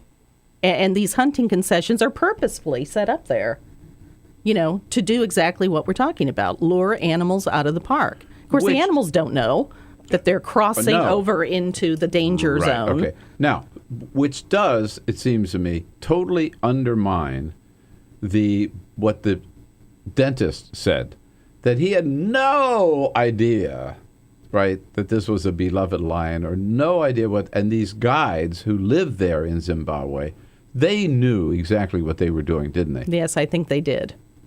I think they did know. And probably my supposition is probably the farmer who owned the land where this happened may have even seen Cecil crossing over into his land at some point. Possibly he called up, this professional hunter and said, I've seen this big lion, coming into my farm at night or whatever. Why don't we make a deal? I'm just supposing. But, you can imagine how much money these guys stand to make from this. Totally. And you can imagine, just given human nature, how they might come up with a scheme like that. Right. And how also, how maybe, like $55,000 is still a lot of money, but that's not like billions or millions. But for those people, that's a lot of money. Yeah. Right? Yeah, that's right. There's a lot of corruption. Are lions on the endangered species list? No, they're not, sadly. We actually petitioned our government to put them on the endangered species list 4 years ago. Should they be? 4 years ago. Absolutely. Their populations have declined by almost 50% in the last 22 years. In many cases because of this over trophy hunting that's going on. And also they only exist in about 1/4 of their original habitat. In other words, their habitat has been shrinking. Meanwhile, their population has been declining. They're being hammered by trophy hunters. Over 700 African lions, mostly males, are killed every year in Africa. Not just Zimbabwe, but across Africa. It's a huge number of lions, given that the population may be only 23,000. And what are they doing with them? They're not eating the meat. No. This is a game. This is a game. The hunters enjoy what they're doing. They like to compete with the other hunters, other people like them, to show that they got the biggest or the best lion. And the head. Did they ever find the head of Cecil? They found Cecil's head. What commonly happens is after a hunt occurs, the trophy, in this case the head, would go to a taxidermist locally. So undoubtedly the head had gone to a local taxidermist. They found it there in Zimbabwe, and they've confiscated it as evidence. So it was headed for Dr. Palmer's trophy room. Den, right? Yes, or his trophy room. Many of these big game hunters actually build, they have huge houses already. They build an extension on their house. Yeah, sure, right. And set up a display area. And you may have seen pictures of these before. It's disgusting. It's like walls filled with, different animals and just, animals mounted and displayed. And they have a couple couches and a fireplace. You can just imagine them sitting in there surrounded by death. Sipping on their bourbons at night with their other friends, the hunters, comparing stories of their big hunts. Smoking their cigars. Yeah. Oh, my God. It's so, I just want to go out there and strangle this guy. 866-55-PRESS. Let's talk about it. It's worse than we thought. Thank God the Humane Society is one of the great organizations that's trying to do something about this at humanesociety.org. Teresa Telecky here with us. We'll be right back. This is the Bill Press Show.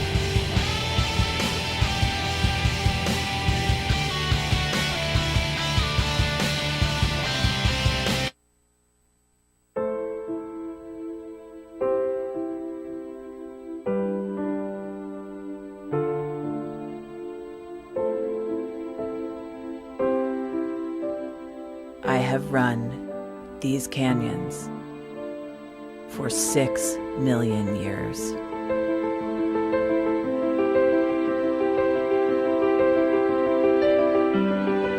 I have traveled from the Rocky Mountains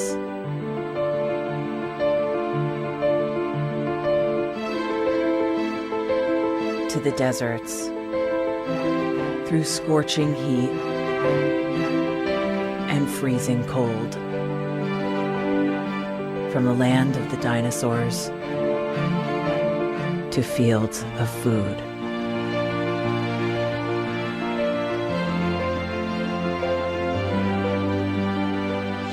I lend my hand to 7 states, 2 countries, 9 national parks, and 36 million people across an arid West.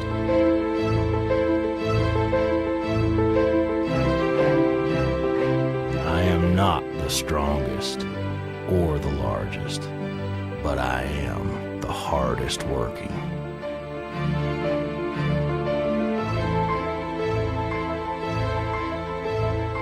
People love me.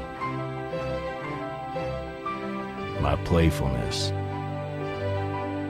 my beauty, my power.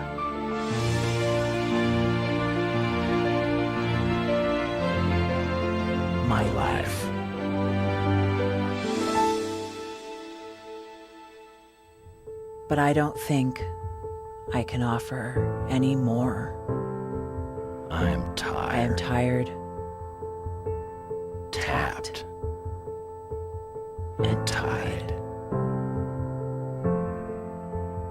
Of the hundreds of major rivers in the world, I am one of the few who no longer kisses the sea.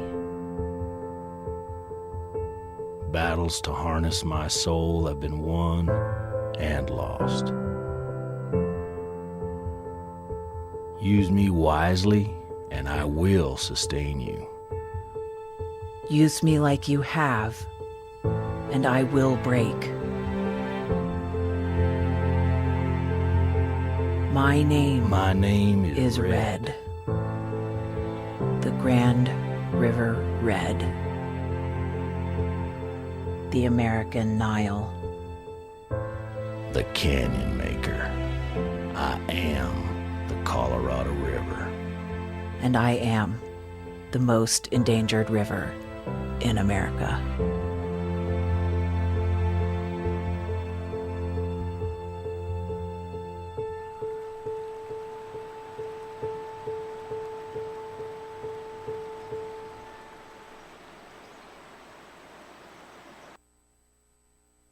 So, I'm kind of new here, but I've noticed a trend.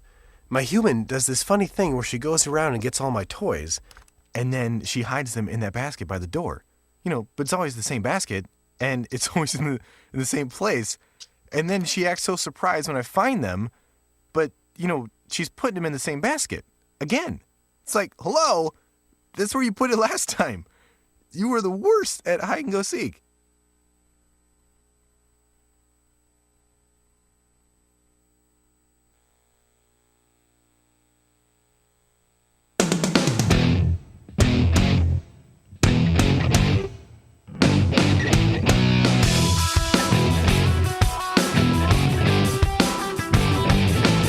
This is the Bill Press Show. 27 minutes after the hour, talking about this horrific case of an American paying a lot of money to go to Zimbabwe and shoot one of its most magnificent creatures, Cecil the beloved lion of Zimbabwe. Teresa Telecky from the Humane Society. Teresa, what is being done around the world to save these magnificent creatures, not just the lions, but other endangered species? Well, one thing we work on quite a bit is to try to close loopholes in our own laws. Because most trophy hunters are American. I'm sorry to tell you that. Oh God! So if we can close loopholes in our own laws, and make it harder for them to bring trophies back home, then we see that we're doing a service to the animals. Yeah, that's one way to protect them. In other words, they're not allowed to. You can't change the laws of that particular country, but then they can't bring, the head of the lion back here. Exactly. Right? There's no way our laws can prohibit someone from hunting in another country. That just can't be done. But we can stop them from importing the trophies, and that's, of course, what they want in the end, is to be able to import the trophies. Nobody's going to spend $50,000 to go kill an animal and then not be able to bring back the trophy. That's just part of the culture. Right, because of that big trophy room that they've just built. The big trophy room. You got to put the head on the wall. Right. It's such an important cause. I'm so glad you're out in front on this, and it's too bad something didn't happen before Walter James Palmer arrived on the scene. We'll keep tracking this. Say hello to Wayne Pacelli for us, and thanks for coming in today, Teresa. Thank you so much. This HumaneSociety.org. is the Bill Press Show.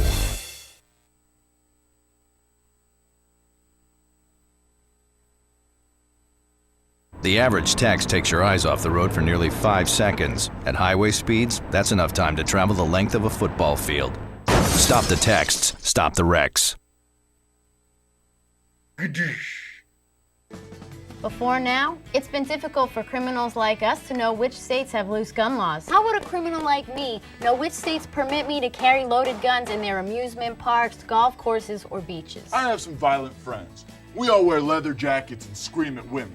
And we want to find out which states we can buy and sell guns easily. CrimAdvisor.com. That's the site to find out where it's easiest for felons and fugitives to buy, carry, and even traffic guns. That's why I love Arizona, where I can go see the beautiful Grand Canyon and carry a loaded gun without even having to get a background check. You would fail that background check. I'm sure of it. Now, what about a road trip? What states can I go to fill my trunk with guns and take it back home for my even more dangerous friends? Crime Advisor has a list for that. That's so unreasonable. Our traffickers' top 10. Nevada! What happens in Vegas may have to stay in Vegas, but your guns don't. Bring them over to California and sell them. The market up there is hungry. Hungry for guns. I understand that CrimAdvisor.com will tell me which states really cater to us criminals and creeps, but what about the states where we're not so welcome? The ones that don't get us? I don't even like saying the name of these states, but California, Connecticut, Maryland, and New York all have laws to keep guns out of the hands of people like us. I want to shoot California so bad. Boo, California. Boo, go home.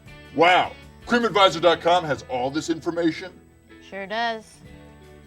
CrimAdvisor.com. Plan your perfect getaway. Oh, like TripAdvisor. Oh.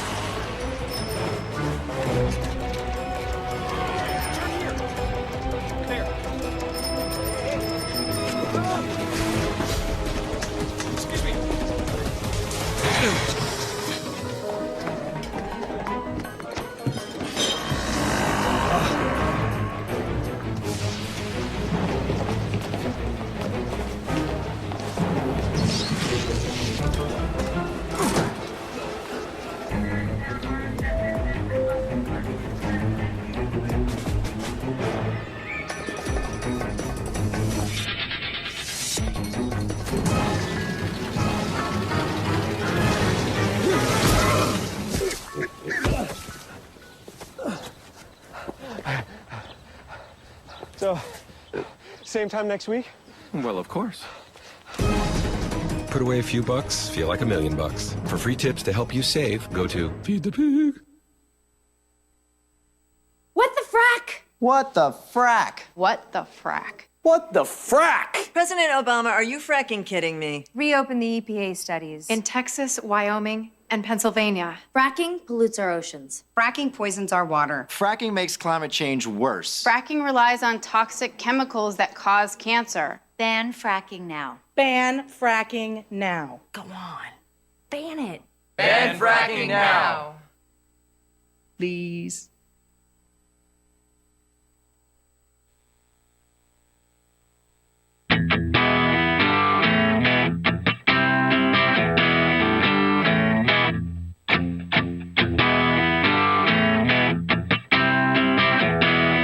On your radio, on TV, and online. This is The Bill Press Show. 33 minutes after the hour, Thursday, July 30. How about it? The Bill Press Show. Good to be with you today from our nation's capital, our studio on Capitol Hill, where we're brought to you today by the United Steelworkers and their international president, Leo Gerard. The one and only Leo Gerard, and the steelworker leading the steelworkers, the great men and women of the steelworkers, North America's largest industrial union. They represent over 1.2 million active and retired members doing great work. And we salute them and thank them for their support of the program. The Patriots, they are still refusing to accept the fact that Tom Brady did anything wrong at all. Travis Waldron, great sports fan, great football fan, in studio here from Huffington Post Sports, for Huffington Post Sports. That's right, I keep thinking, Huffington Post, right, not 2 months now, almost. 2 months? Almost. Since you left. You lasted that long. Think Progress Sports, right. How you doing, Travis? Good to see you. I'm great. How are you? All right, so Mr. Kraft, the owner of the Patriots had to come into Bill Belichick's news conference yesterday, standing up alongside of Belichick to defend Tom Brady. Here's what he says about Roger Goodell's decision. The decision handed down by the league yesterday is unfathomable to me. Unfathomable. He also said it was incomprehensible. Big words. Yeah, right? Got to get them all out there. Unfathomable, unconscionable. Hey, so here's my question. What's the big deal? He was suspended for 4 games. Well, they don't think he did anything wrong. Did he? I don't know. It sure seems like it. He destroyed his phone. Yeah. But this is all like, is this even that big of a deal? But that's my question to you. My question is from the other side. All the quarterbacks, I think, do this. I would guess. Does that make it right? Well, I don't know. I just think it's so. This is such a funny NFL scandal, I think, and the weight that everyone is putting on it. Like, it's cheating. Travis, he cheated. He lied about it. He lied. Yeah, I get it. I get it. I didn't touch anything. This is crazy. I get it. I just think it's destroyed his phone. I just think it's funny. I think it's funny that in the wake of last season, when we had domestic violence scandals and all these other things, and we still have all this concussion stuff going on, and like deflated footballs. It's such an easy thing for people to get outraged about, I think, and it's like breaking news. Like, you put a lot of money on the line, and athletes, they might skirt the rules. Yeah, right. But look, I mean, Brady's a cheat and a liar. Right. He also threw for 350 yards in the Super Bowl when the balls were most likely properly inflated. How do you know? Well, if they weren't, that's the NFL's fault. Look, I'm not saying it's the most serious problem. I totally get it. The other way is, he was suspended for 4 freaking games. He wasn't thrown out of the sport for life. He wasn't suspended for a whole year. He's a freaking crybaby as far as I'm concerned. Take your 4 games and live with it. I totally get that view. I just think the entire charade is kind of hilarious. And I want it, but mostly I just want it to go away. I do it does. Tom Brady's going to be a great quarterback with properly inflated footballs, with deflated footballs, with the rain, with the snow, with whatever you possibly throw at him. So this idea that the footballs being deflated is a big deal, is silly. It's just not. It's not. Doesn't really register in terms of a big deal. But I think the thing that he's really getting smacked for is the press conference afterwards where he came out and lied. The greatest press conference. It was in a American pretty history. great press conference. The cell phone stuff. I'm telling his assistant to destroy the cell phone because he knew it had the evidence. Right, and I want to be clear. I don't really have a side here. Yeah, sounds like you're taking Brady's side. No, my view is that this thing is entirely ridiculous on every level. That we've spent. What are we up to? This was January, so cop out. We're up to a solid we're going on 7 full months of debating whether footballs in a game that was won by 40 points were properly inflated. We're Tom Brady is ridiculous in how he's handled this. Robert Kraft, who is probably as instrumental in the current construction of power in the league, saying that he's now lost faith in it is ridiculous. The process of Roger Goodell handing down a decision and then being able to be the arbitrator in that decision is ridiculous. All of this is nuts. I just wish more people would own the fact and just say, it doesn't matter if the balls were deflated.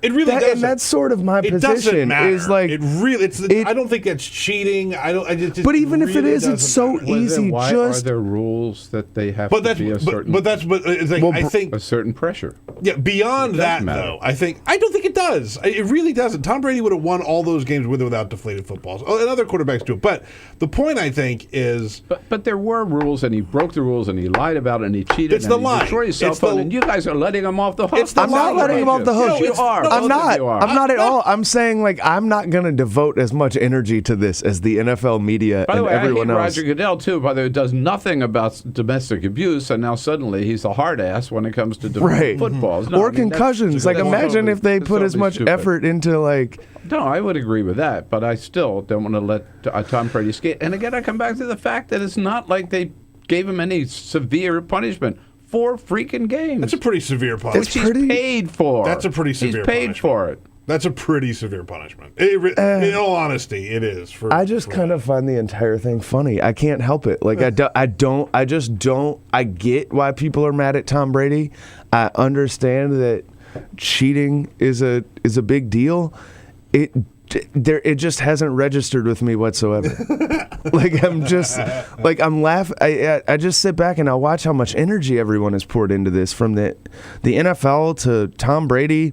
You know, I understand why the union's fighting. They're upset over. Oh yeah, now the unions are going to.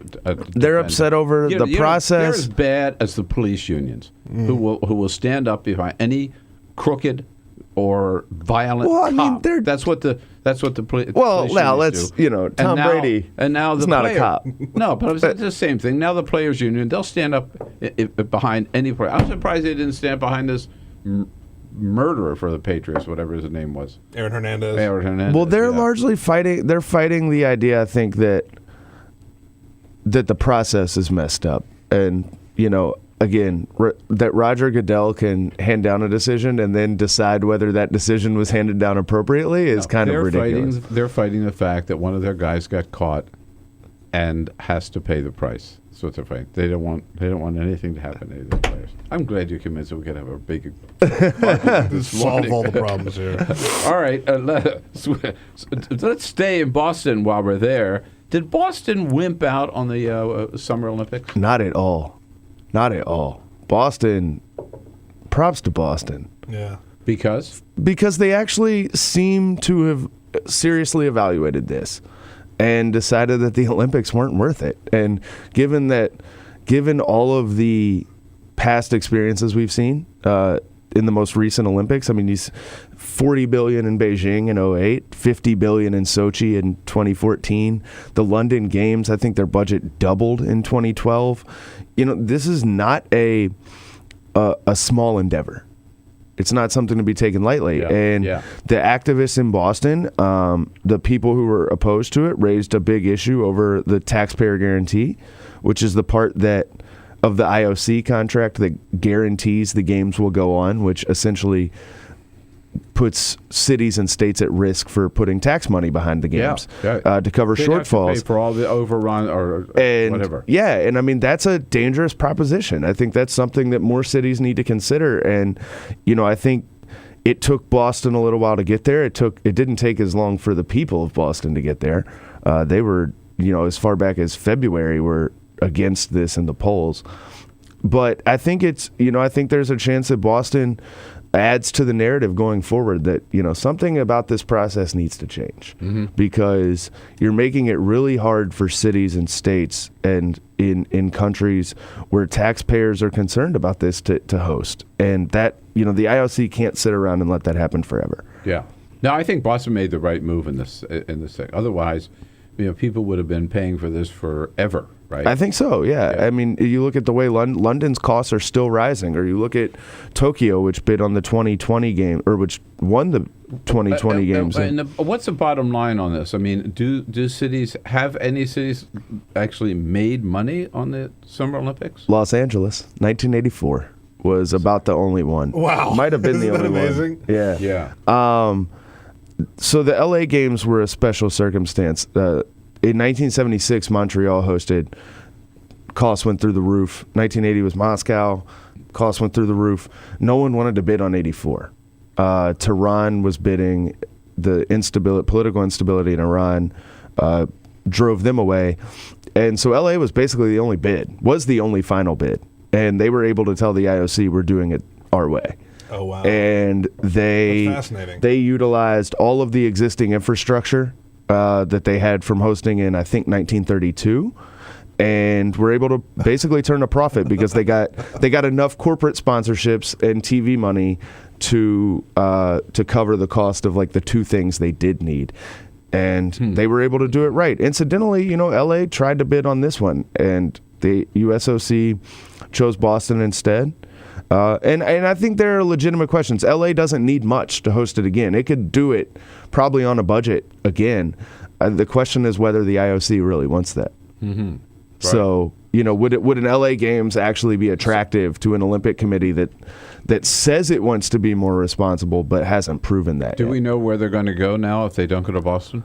Well, certainly not in the United States. So well, I think so. London, The USOC is trying to still piece together an LA and possibly a joint LA San Francisco bid.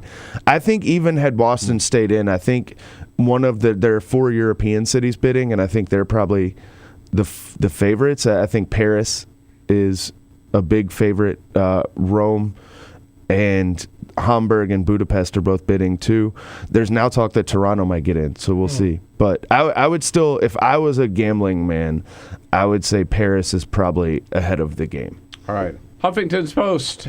Travis Waldron here. We're talking sports across the board, from Tom Brady to the Summer Olympics. And when we come back, whatever happened to soccer since the great women's soccer championship with Travis Waldron? Weigh in if you want. 866-55-PRESS. You can side with me or him on the Tom Brady issue. This is the Bill Press Show.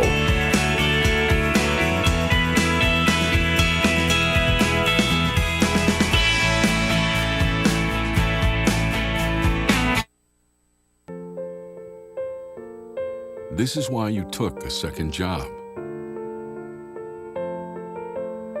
While you taught yourself how to fix the plumbing. While you'll do whatever it takes to keep your home. And that is why we want to help. We are making home affordable, a free government resource that can make paying the mortgage easier. Call 888-995-HOPE today.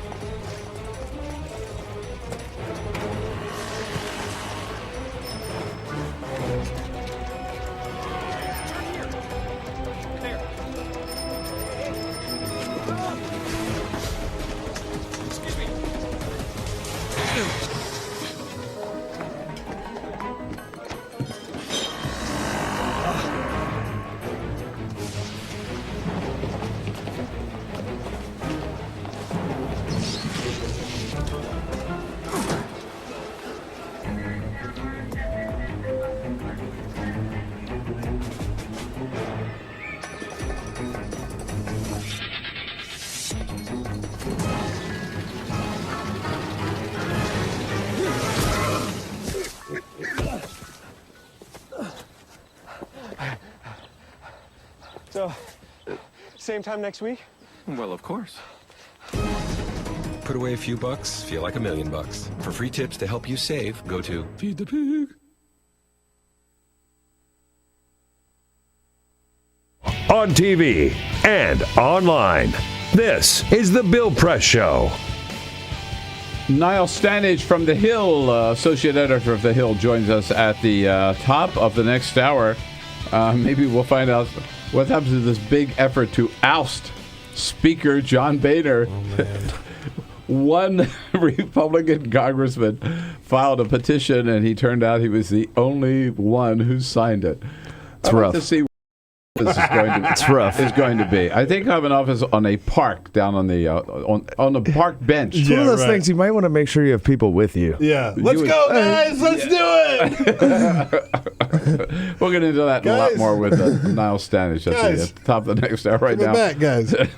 Travis Waldron here from Huffington Post, sports reporter for Huffington Post. How big is the sports department at Huffington Post? There's 4 or 5 of us. Really? Only one. I'm the only one in D.C., but okay. There's several in New York, too. I thought you were the sports department of Huffington Post. No.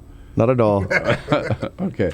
You're the chief sports reporter of it. Not even that? No, just in D.C. There's 3 or 4 people in New York that do great work, too. All right, now Peter's been talking about going to see the women's soccer team here locally. Washington Spirit. They play right around the corner from my house. I've seen many Washington Spirit games. We said this after the World Cup. We said this after the Women's World Cup. I mean, anybody going to pay any more attention to so soccer? Far. They have so far. The attendance numbers have been good for everybody. I know the Spirit are expecting a sellout. Yeah, they're since on Saturday. They got Carly Lloyd and Houston Dash coming in. Carly Lloyd scored a great goal last night. The Dash have had great attendance numbers. They've seen pretty good. They've seen awesome attendance numbers in Portland. They always do. But even there, I think they actually sold out the stadium for the first time. Wow. Or got close. And they play at the stadium where the MLS team plays, the men's team plays too. Yeah. We're coming up on the start of the TV package where they'll actually be on TV for the rest of the season, for 1 game a week for the last 6 or 7 weeks of the season, including the playoffs. It's set in. I think, look, it was never going to be, we got 24 million people to watch the World Cup final. We need 20 million to watch the Women's Soccer League. You want to cut off a percentage of that and get people who are invested and want to know more about it and want to support the league. And so far, it's worked. If you haven't been to a women's soccer game, I can't encourage you enough to go. Like I've said this before, I'll say it again. Women's soccer is way better than men's soccer in my eyes. I love watching women's soccer more than men's soccer. The experience of being there and seeing young girls get excited in the sport it's really good. It's a great experience. Yeah, I went to the Western New York Flash in Rochester, the first season of the current league in WSL, and Abby Wambach was playing for him. She's from Rochester, and every time the ball went toward her, you could hear the belch of the crowd. Like, is she going to do something special right here? And I think there's a couple players who are sort of in that status right now. I think the attention on Carly Lloyd since the World Cup has been awesome, and she does something on the field like she did last night. She scored a great goal last night, and it's all over social media. And, yeah, it's beautiful. People are still kind of keeping up with it, and I think a lot of it comes down to the media too. A lot of this is on fans because they have to keep supporting the league, but a lot of this is on the media too to say, look, there were outlets that did a great job of covering the Women's World Cup and devoted a lot of coverage, and hopefully we'll all keep doing that. How's my cousin doing? So now she's your cousin, Kristen Press. Kristen she's she's doing great. I imagine they were here last weekend. You didn't talk to her? No, we were going to get together, but she missed you, huh? Yeah, I'm so busy with this schedule. And that's right. I forgot. I promised you an introduction to. Just let me down, Bill. I'm sorry I let you down, Travis. No, it's going great though, and hopefully it'll keep growing. They're growing into the Olympics next year, and it's awesome to see, and hopefully it keeps building. So glad you're thriving at the Huffington Post. Okay. And thank you for coming in. All right, we'll keep up with you. And when we come back, not even going to acknowledge that. No, Huffington Post, HuffingtonPost.com. When we come back, I'll tell you what the president's up to today. Still kind of a light schedule. I think he's still got a little jet lag going on here. It's real. Yeah, indeed. We'll be right back. This is the Bill Press Show.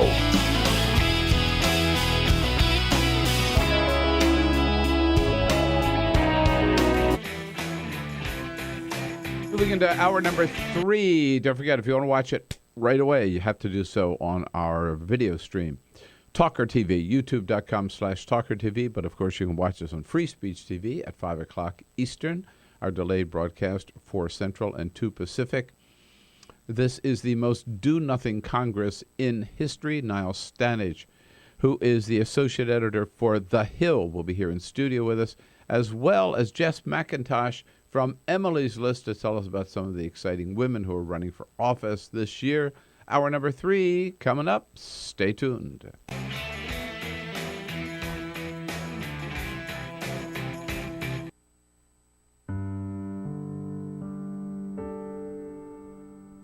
A few years ago, plastic bag waste in our city came to a tipping point. It was clear we had a bag problem.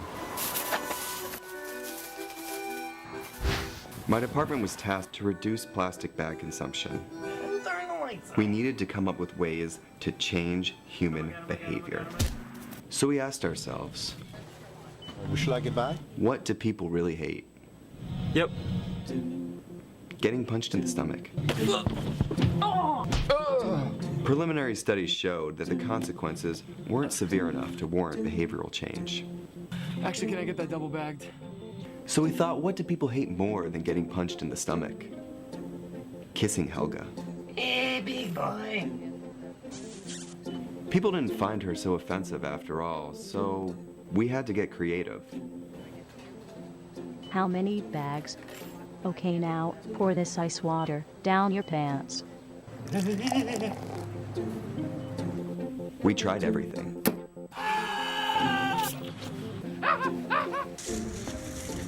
Eat this rat. Defuse this bomb. Even fighting your clone. After blowing through millions of dollars of government funds on research, I came up with a brilliant idea. Why don't we just charge 5 cents per bag? That's a stupid idea. Would you like a bag? Yes. 5 cents a bag. 5 cents? 5 cents? Do I still have the option of getting punched? Honestly, I don't know how everyone else missed it.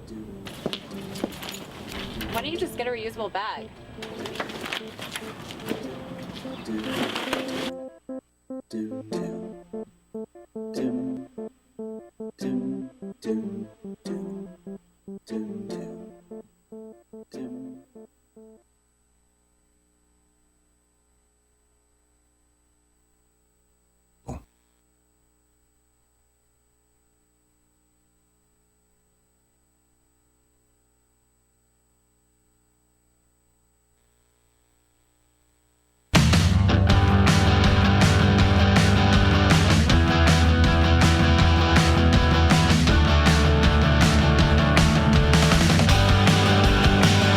This is the Bill Press Show. Top of the next hour, Niall Stanage, who's associate editor for The Hill, will be joining us on the latest, maybe all the undone, unfinished business left on the table before Congress ran out of town last night. We'll talk about that with Niall Stanage, and then Jess McIntosh will be here from Emily's List to bring us up to date on some of the most important races in the country, Senate, House, and White House races. President Obama, a pretty light schedule today. He and the Vice President have lunch at 12:30, and then nothing else for the President until a conference call at 6 o'clock to discuss the Iran nuclear weapons deal with political activists around the country.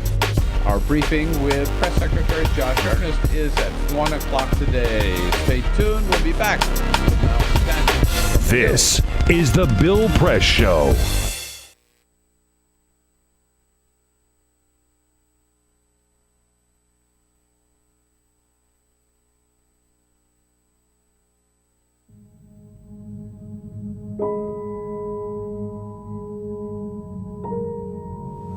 The hardest moments for me is when I'm laying awake in the middle of the night and I'm thinking about all the times I made a pitcher of Kool-Aid with the water, or I boiled a pot of corn or potatoes with the water.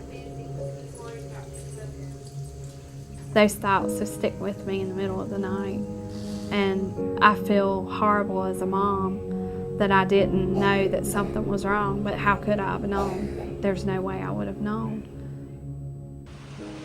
The spill at Dan River happened when a drainage pipe that ran underneath an ash basin and dam collapsed, sucking out 6 decades of waste and spewing gunk directly into the river.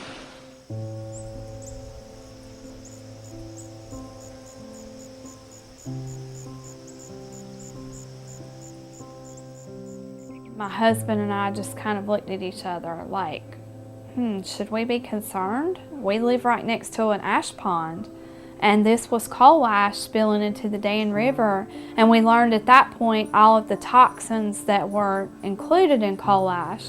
A situation like Dan River, where there was a catastrophic disaster, gets people's attention, but the fact is that these coal ash pits have been leaking and poisoning people's groundwater and the state's surface waters for decades.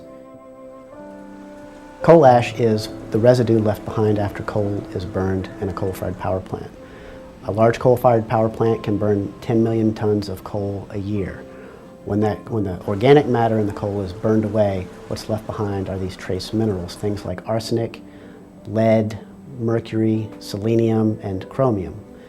And these are highly concentrated. The coal ash can have concentrations of these contaminants that are 10 to 100 times greater than the level in the coals themselves. Coal ash pond number 1 is right behind my house, literally pretty much in my backyard. We were approached by a neighbor who was wanting to have their well tested, and we decided that maybe we should have ours tested as well. They found hexavalent chromium at 4.5 parts per billion.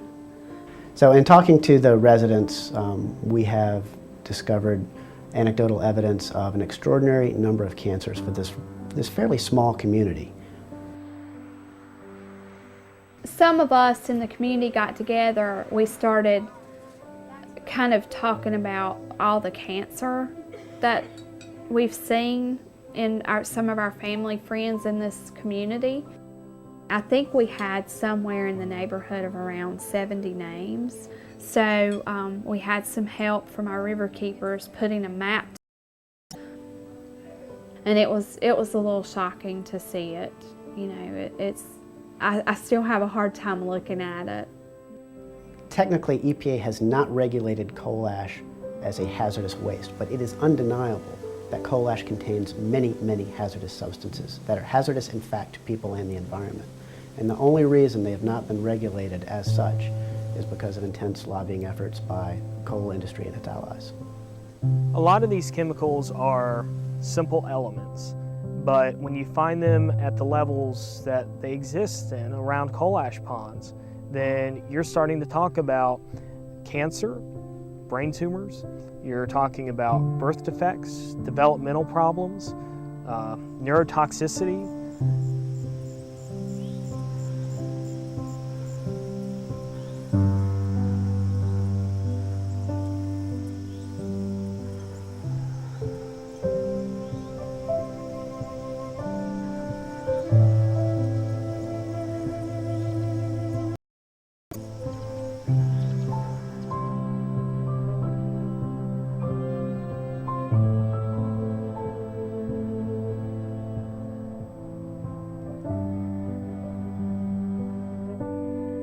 We began to look at legal options, cases that we could bring in court to protect communities and their citizens from these toxic leaking time bombs. In 2002, North Carolina enacted a public financing mechanism for judicial elections. This kept private money out of judicial elections. The repeal of the public financing program in judicial elections in North Carolina creates a dangerous precedent for all, and it gives corporate polluters and other special interests the opportunity to elect the judges that they want. And this is important for us all. Everyone should care about this, because when you think about the fact that the state and the federal government have basically abdicated their responsibility to regulate these issues, the state courts are the last stopgap.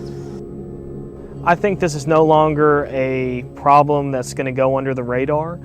It has been exposed, and I am confident that we will ultimately, with the facts, win out and ensure that we have protected waterways. And so this is something that we all should care about. If we're worried about the water we drink and the air we breathe, we have to be concerned about money in judicial elections.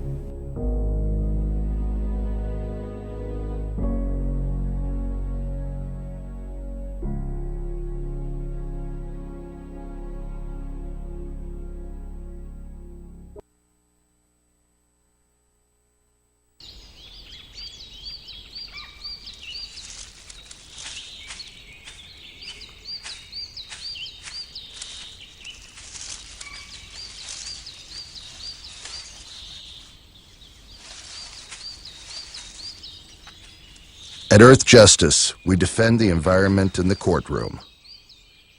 Join our fight. When you take a seat, you take a stand. Earth Justice, because the Earth needs a good lawyer.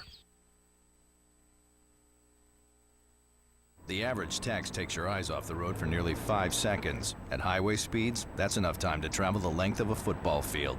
Stop the texts, stop the wrecks.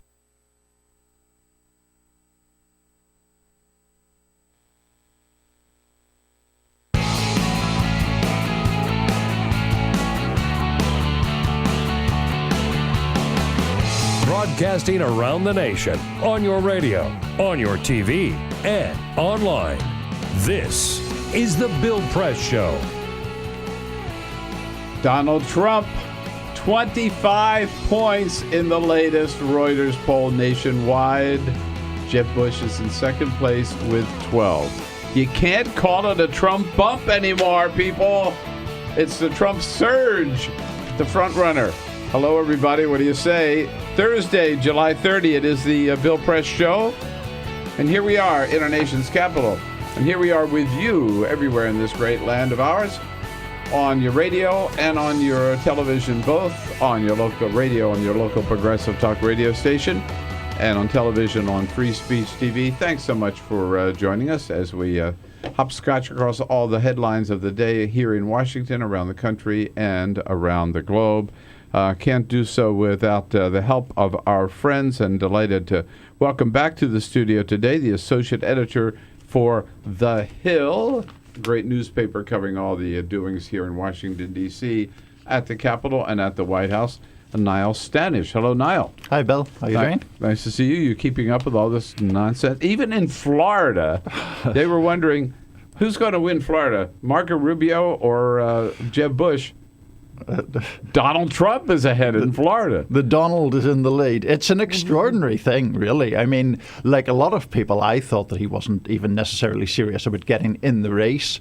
He got in the race, and I thought, well, this will be a bit of a spectacle, but it won't go anywhere. And now, look where he is. Terrific, as he would no doubt say himself. Oh, he'll be on stage for sure. Peter Ogburn and Lisa Murphy leading up the team this morning. Here we are. Always. Hey, happy Thursday. Let's do it. Everybody else has flown the coop. Jamie Benson out of town today. Ray Rogers is here. Take your calls at 866-55-PRESS. And Cyprian still off in Europe somewhere, based in Paris at any rate. Monty Chancellor. Fortunately, no vacation for Monty. He's here as our videographer on the job. No rest Yes, for the indeed. wicked.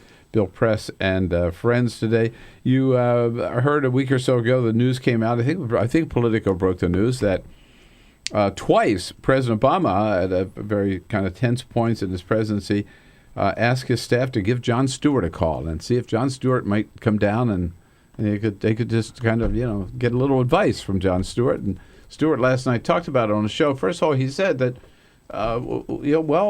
why did he go? Because the president asked him to. And, when the president asks you to come see him, you go, because otherwise you don't know what the hell might happen to you if you don't go. And then he talks about how it all came down once he got there. And here's how the meetings went. This is what happened. We spent about 5 to 7 minutes with Obama kind of scolding me not to turn young Americans cynical. And then I spent about 5 to 7 minutes explaining to him I'm actually skeptically idealistic and smiling like this. And then we spent about 45 minutes arguing about, really, the VA can't be fixed any quicker, or healthcare.gov can't come online without crashing my son's Minecraft game. And then the whole thing basically takes place over some of truly the best salmon you have ever had. So really, you remember my interview with Obama last week? It was that, but with salmon. There you go. Wasn't bad. A bad way to spend an hour with the President of the United States. A little private dining room. Yeah, absolutely. And, you know, Jon Stewart is a genuinely influential figure in lots of ways, and particularly with young people who core part of the Obama constituency, you know? Right. So I just want to be known, Mr. President, if you call, I will show up.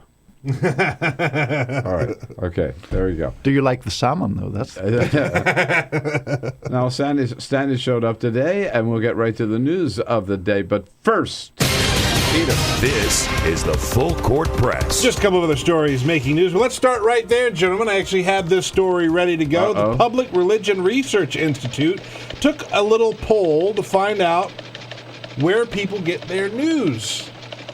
You will be probably not so shocked to find out that a lot of people get their news exclusively from The Daily Show and The Colbert Report. There are 1 in 10 young adults, or millennials, say that they get their news exclusively from The Daily Show or The Colbert Report. Both of these shows, well, The Daily Show with Jon Stewart. Jon Stewart's going away. The Colbert Report doesn't exist anymore. But yeah, like 10% of young Americans, 10% of millennials get their news from Jon Stewart, so he will be missed when he leaves. That's for sure. We'll see how Trevor Noah does keeping that audience. I'm interested to see how Trevor Noah does. I have I'm concerns. skeptical. I have concerns, but I will certainly watch Jon Stewart. Do you feel that? Does it feel like we're sinking a little bit? You're not imagining it. Washington is sinking. We are sinking into the ocean, Bill. It's a brand new study. I figured you'd be more worried about this. You seem to be taking this Washington quite well. It is a swamp. Right. Well, that's the University of Vermont put out some scientific papers and took a look at Washington, D.C. and this whole generic sort of Chesapeake region here on the East Coast, and found out that we will drop by 6 inches by the year 2100. Whoa. So we don't have much longer. Yeah. Get your, 6 inches is a lot. Here's how it works, right? And I'm going to read straight from this Washingtonian. And the Potomac comes up? Yeah. Well, and not Washington to mention with the goes climate down. change stuff that we're already dealing with, we're going to lose the 6 inches. I'm going to read straight from the Washingtonian article that explains why this happens. It's caused by something called forebulge collapse.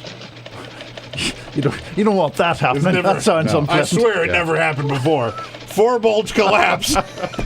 Prehistoric melting of a massive glacier that once covered everything north of Long Island. The massive mile-thick ice sheet melted 20,000 years ago. It was so heavy that it raised the elevation of landmass to the south. So as they put it in the paper, quote, it's a bit like sitting on one side of a water bed filled with very thick honey. Then the other side goes up, and when you stand, the bulge comes down again. So that's what's happening. But we are, in fact, sinking.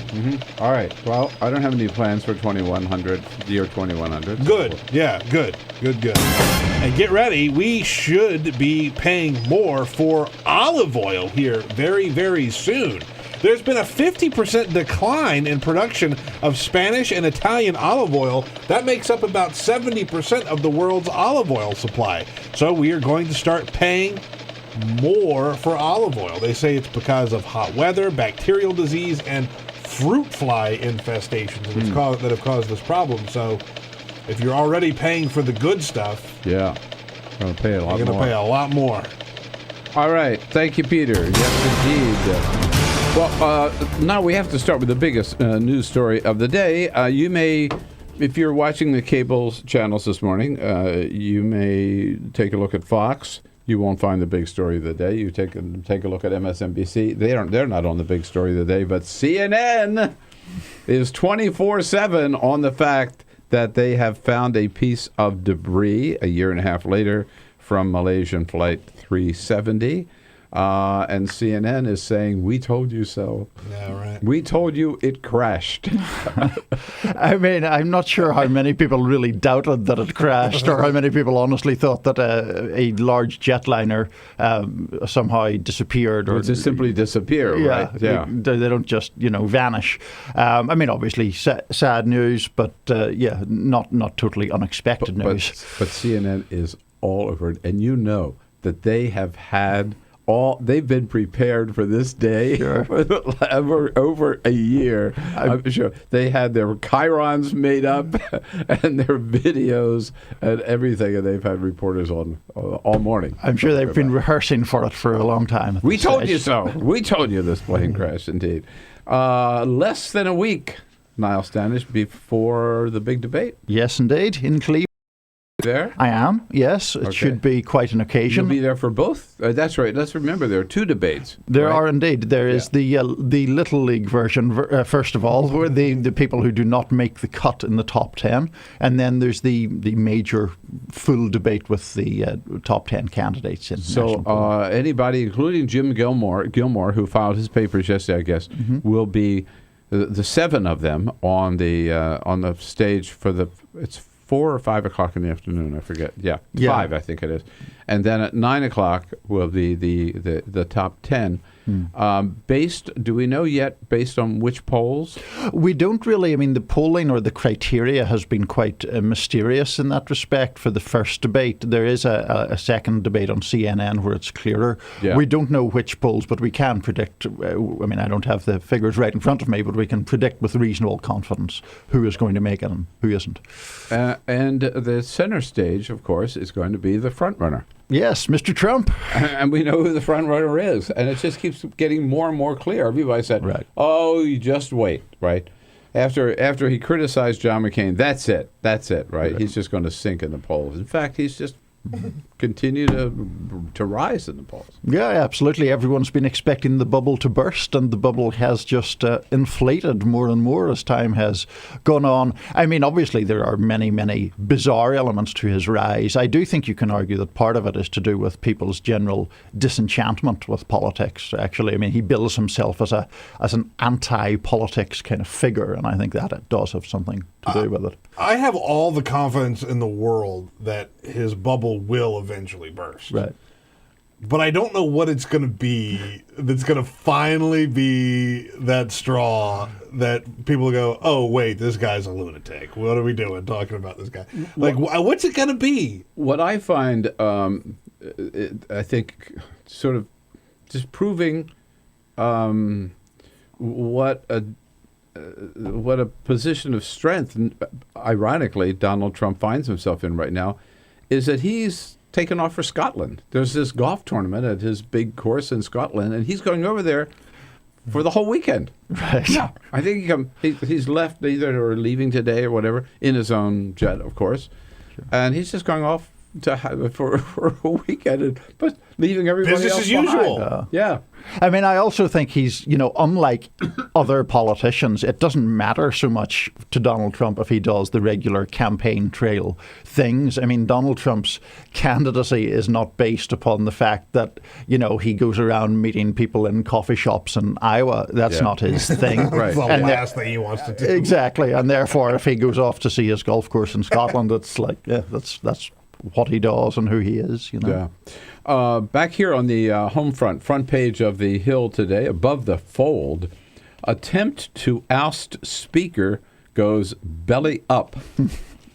This was Congressman Mark Meadows, Republican from North Carolina, right? Right.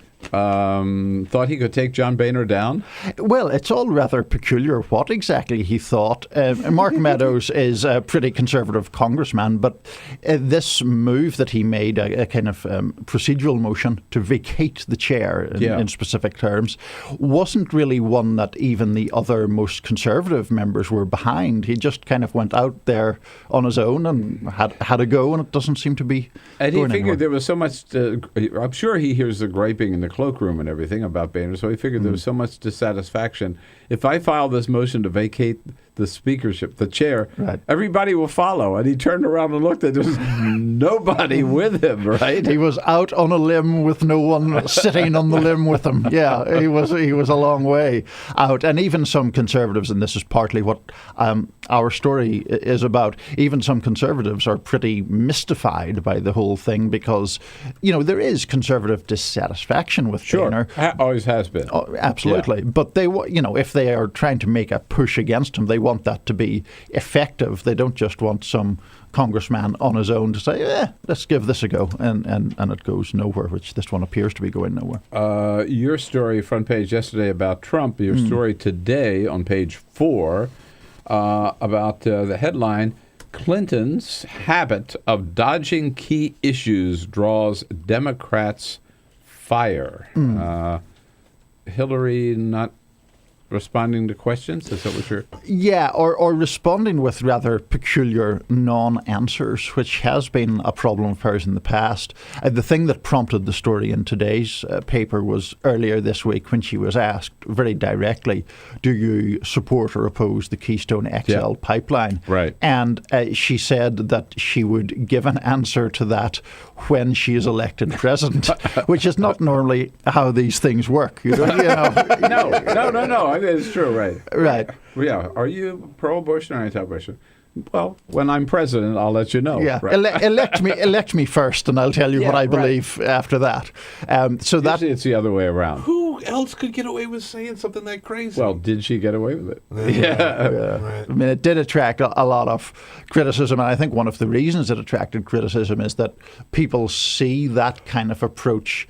That's not an isolated incident, so to speak. She's prone to doing that. And even back, I mean, your listeners may remember back in 2008, there was a debate. One of her first big major mistakes was about driver licenses for illegal immigrants, undocumented immigrants, whatever term you want to use. And at that point, she was sort of for it and against it in a debate.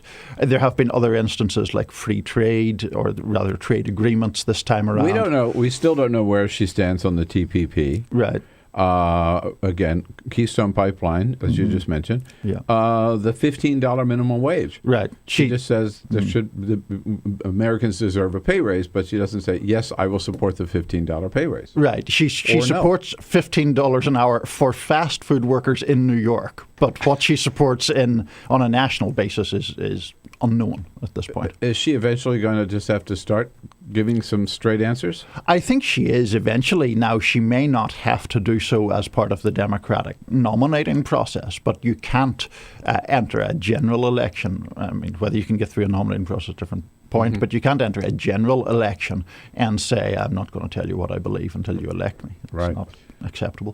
Catching up on what Congress managed to do or not do before they left town, here with Niall Stanage, Associate Editor of The Hill. A question or comment on your part, 866-55-PRESS is where you go, and we'll be right back. This is the Bill Press Show.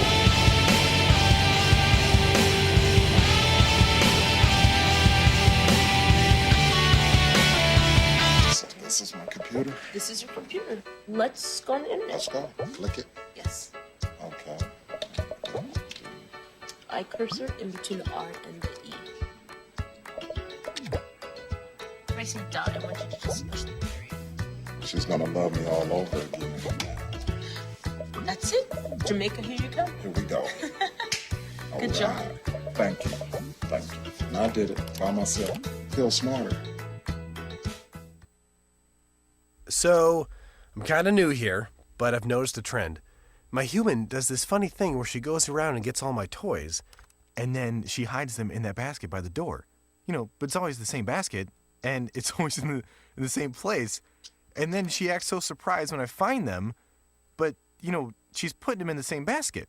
Again. It's like, hello? That's where you put it last time. You were the worst at hide and go seek.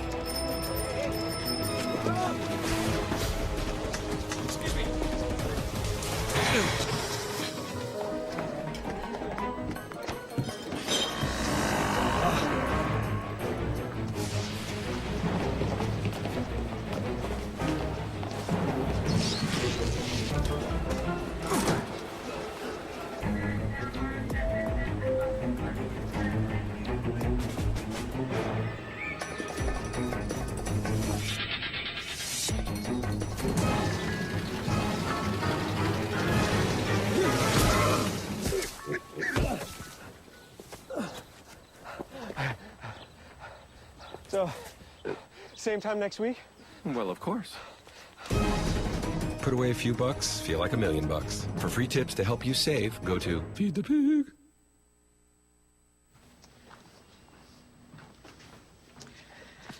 All right. I know this isn't any fun to talk about, but we should. Okay. So who's going to do what? I'll pack the dead batteries. Great. I'll only put what I don't need into a duffel bag. Perfect. That's totally unhelpful. No problem. Meanwhile, I will try to comfort everyone by speaking in a calm voice. And I'll try to get the generator going without any gas. Oh, let's not forget the cell phones, which probably won't work. Right. And who is going to handle supplies? I can forget to do a list for us. Thanks, pal. Well, I think we couldn't be any less prepared. I'm proud of you guys. Talk to your kids about who to call, where to meet, what to pack. Visit ready.gov/kids for tips and information. Hey, thanks for stopping by. You know, I followed your character since the first episode. I'm a big fan, big fan. Thank you. And listen, your storyline, it makes for incredible TV drama. Thing is, your drug use is very adult content. Too adult for the kids. So I'm gonna have to block you. Oh, man. Yeah. Well, have a good one. You're a nice lady.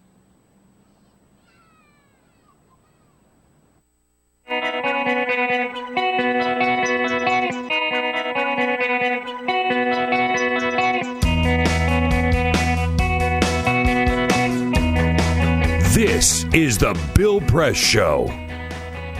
Speaking of Hillary Clinton, Jess McIntosh from Emily's List is here at the half hour. Take a look at that race and other Democratic women running for Senate and House across the nation with Jess McIntosh at the half hour right now with Niall Stanage. Niall, we've talked a lot about the Republican side. Let me ask you about the Democratic side. How soon before Joe Biden jumps into the race? You know, I think the speculation about Joe Biden may be a little overdone. I'm sorry to disappoint any particular Biden fans out there, but, you know, people forget he has run for president twice. He ran in, 88? And obviously in 2008. I honestly don't think he has a real impulse to do so this time around, partly because Hillary Clinton is such a strong candidate in terms of the support. But that hasn't dissuaded Bernie Sanders. No, Bernie is going for a different niche in the market, though. I mean, Bernie Sanders obviously has many, many years of being a very emphatic liberal, and, you know, that authenticity is paying dividends for him right now. He's spending this weekend in New Hampshire, Saturday and Sunday. He'll get big crowds. You know that. Sure. As coming from the neighboring state of Vermont, he could win New Hampshire. He could, absolutely. You know, he is doing very well in polls there. It's a state that has traditionally been pretty supportive of more, shall we say, maverick-type candidates. Outsiders. Yeah, could be his big moment. It'll be fun to watch. Well, I'm going to take care of the Republican Forum Monday in New Hampshire. You will take care of the Republican debate Thursday in Cleveland. Then we'll come back and compare notes. How's that? We have all the bases covered, though. Look forward to that. Niall Stanage, great to see you. Thanks so much for coming in. Go back to Emily's List. This is the Bill Press Show.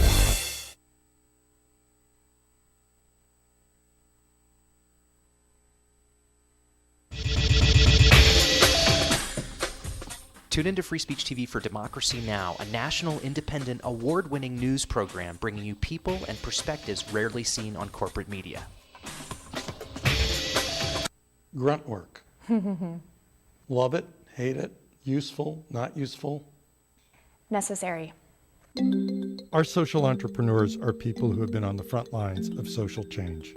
I've learned so much from talking with them. This is Cafe Impact, and I'm Jonathan Lewis.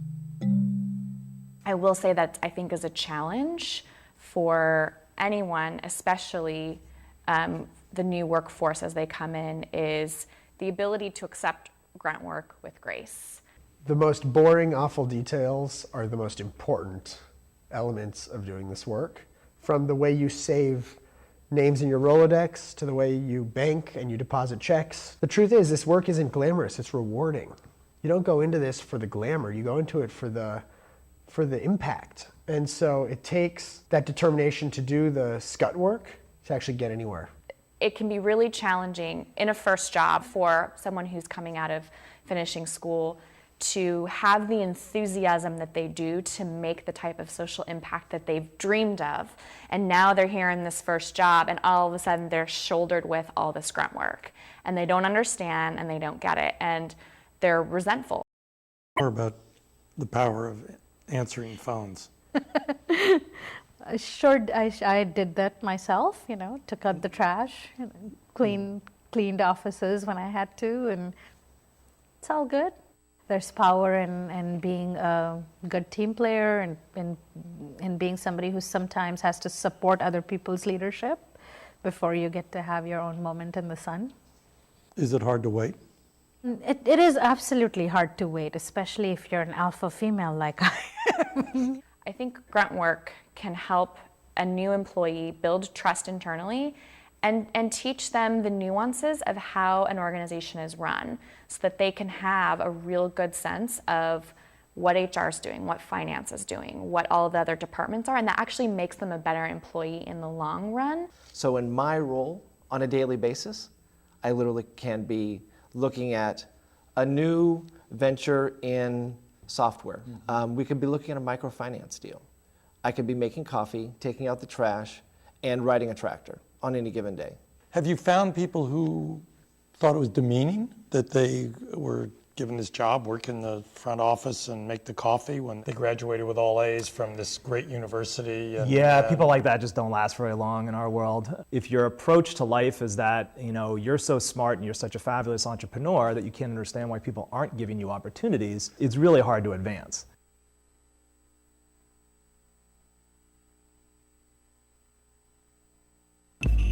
Tune in to Gay USA with hosts Ann Northrup and Andy Hum for in-depth coverage of lesbian, gay, bisexual, and transgender news. Watch Gay USA every week, only on Free Speech TV.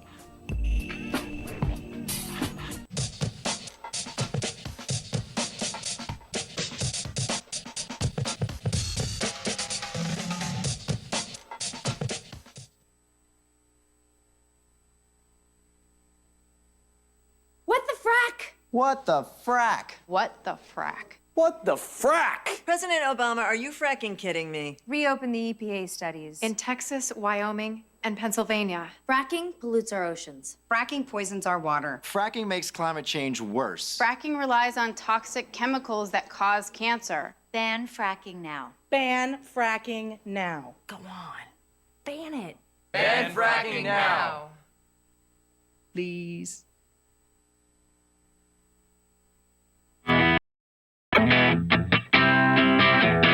Seen on Free Speech TV and online on Talker TV. This is the Bill Press Show.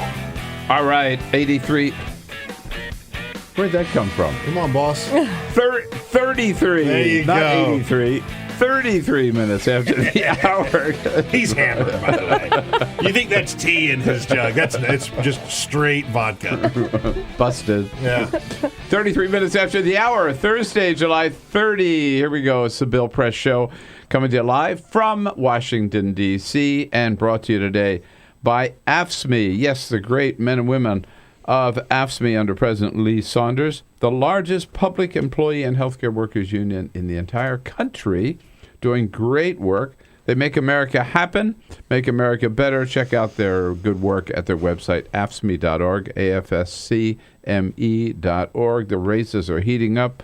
There's a lot of attention, of course, on the Republican side because the debate is coming up. But in the end, we don't care about the Republican side. We care about the Democratic side, especially about some of our great Democratic women who are running for every office from the White House on down, and nobody's on top of that better than Emily's List. Jess McIntosh is the communications director for Emily's List. our good friend in the program, and in studio with us. Hello, Jess. Nice to see you. Hello, it's really nice to be here. You missed our big party this year. Oh, yeah. We missed you. I know. I was traveling. There's been so much travel this summer. It's been awful and also wonderful, and Yeah. I'm really glad that so many women are jumping in. But man, is it tiring? Yeah. Like give the guys a turn. Like, why does it have to be women all the time? Let me tell you. We had our turn and we screwed it up. That's right. Yeah. No, 100%. Absolutely, you did. And I'm really glad that there are more women getting involved. But you got to go on the road. You have to see these women in their native, yes, on the trail, talking to voters, right, doing their thing. And I mean, we have the strongest field of Senate candidates, I think, that I have ever seen. People talk about 1992 and the year of the woman and how fantastic the women who came forward then was. I kind of feel like this year is comparable only really to that. Think about how far we've come, right? And I know there's a long way to go, but when we look at 1992 compared to now, how far we've come just in terms of talking about women and women's issues. It gets way out there. Even valuing that matters at all. That's anything other than window dressing, or it's the good thing to have men and women. Like no, it actually results in better policies. Like, there's a substance doing this. It's not. Let's start with 1992 because I was very involved in that. I remember that well. For us in California, that was a double win. Dianne Feinstein and Barbara Boxer. Barbara would be up next year. She has decided not to run for re-election, which opens up a huge, big Senate seat.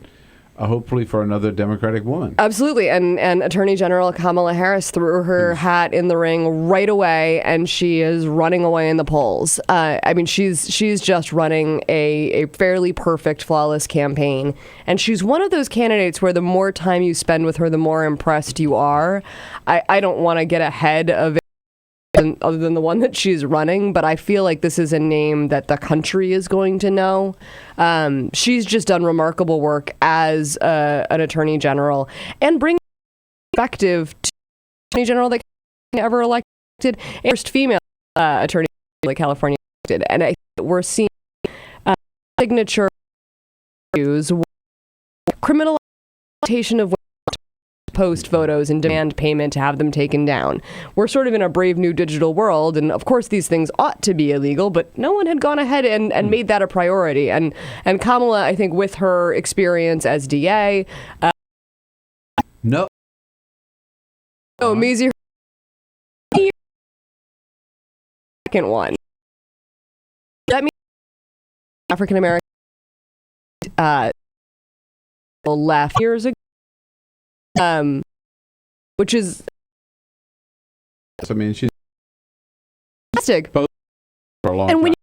That's been held as Barbara, and we are glad.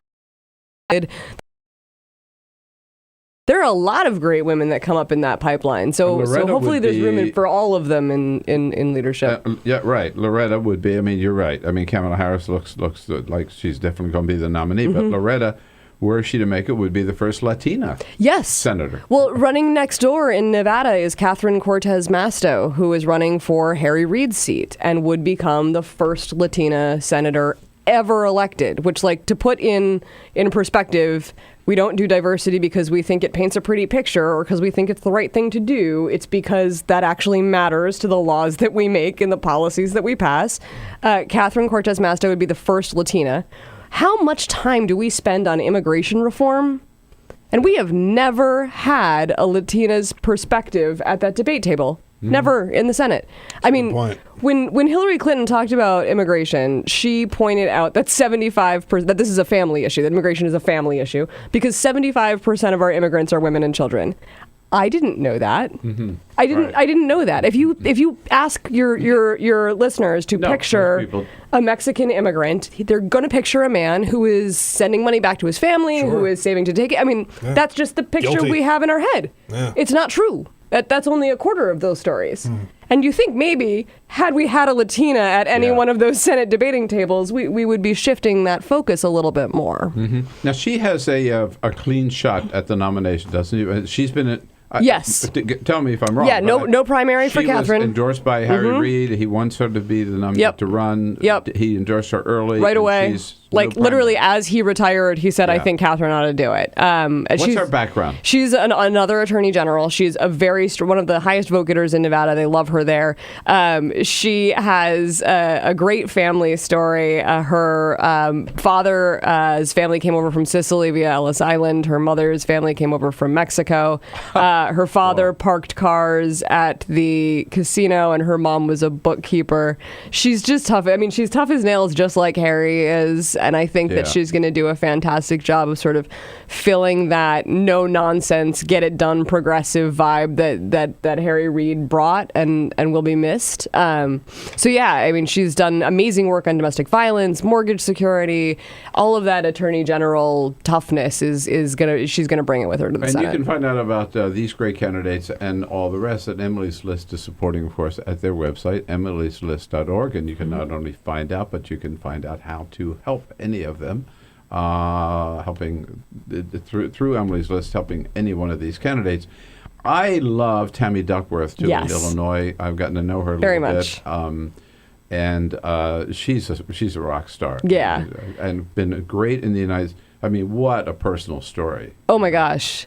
I mean, she's a hero. She's an absolute really hero. And somebody who is willing to put that much on the line, lose so much. Her Black Hawk helicopter was shot down in Iraq. She lost both legs and the use of one arm.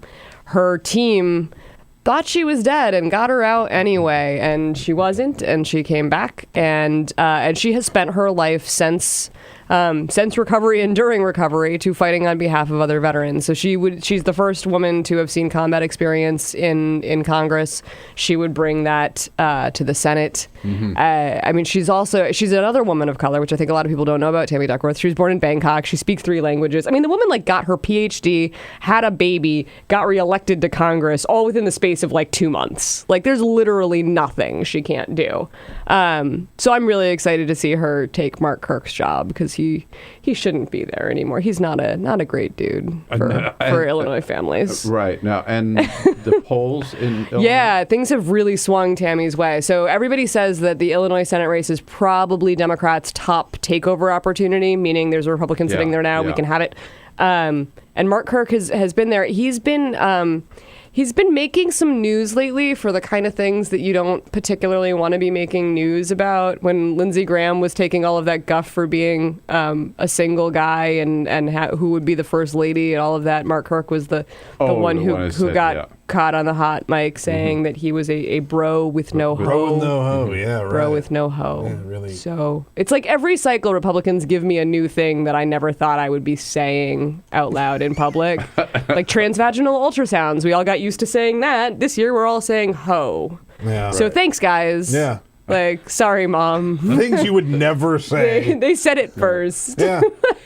Quickly before we break, Maryland. Another great friend. Yes. Running. In fact, we have several great friends running in that race. Well, That's this is, problem, in a Democratic state, when you have somebody who served as long as Barbara Mikulski, same as California, that seat opens up and a lot of good Democrats are going to get in. Right. But I picked a favorite. There are the two guests that we've had the most often in the last year. The two that we've had most often in the last year are Donna Edwards and Chris Van Hollen. And here they are running, both of them running for, I wouldn't say against each other. They're both running for Barbara Mikulski's seat. Yes, they are. And and Emily's List has endorsed Donna. I think she has done she has this background that is totally common in America and completely not there in the Senate. I mean, she's a single mother. Okay, one, that's that is an experience that is, it's everywhere. I was raised by a single mother. Everybody knows what that's like,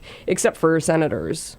Yeah, so she's a single mother. She wrote beautifully in the wake of Freddie Gray's death about mothering a black son. She's African American. Obviously, her son is as well. She talks about, the talks that she has with him, the understanding of the community that she has because of that. She worked minimum wage, tipped wage jobs. She knows what it's like to take care of a kid on $2.19 an hour. Mm-hmm. How many senators have that? If we're going to talk about raising the minimum wage and what that means for families, let's have a voice at the table that has actually done it. She lost her car and her house briefly after a divorce. She talks about biking her kid to daycare and then taking the bus to Baltimore to work. She gets it. And I think that there's a real disconnect between our politicians and voters, because voters just don't think that they get it. And talking to Donna, you understand that she does. And I think her voice is sorely lacking in the Senate, and I really hope she gets there. Yeah. And then there's another race for 2016, maybe for a little bigger job than Senate, an outstanding woman running for that office as well. Tell me more. With full support of Emily's List. Let's get into that when we come back with Jess McIntosh. Don't forget, it's emilyslist.org. Weigh in if you want at 866-55-PRESS about any of these candidates we're talking about. This is the Bill Press Show.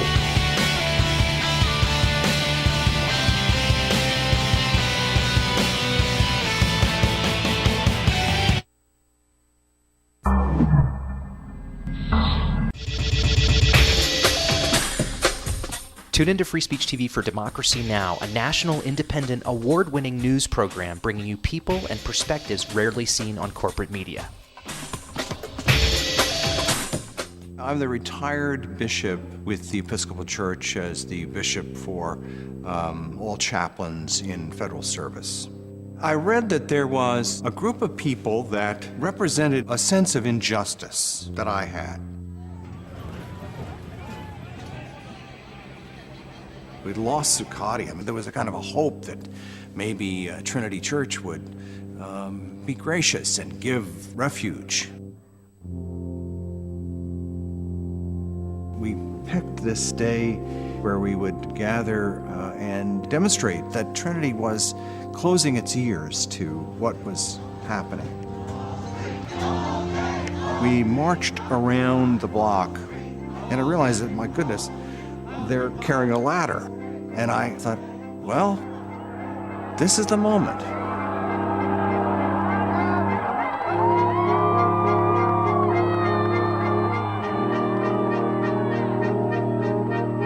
You could feel a spiritual presence. You could feel a certain something.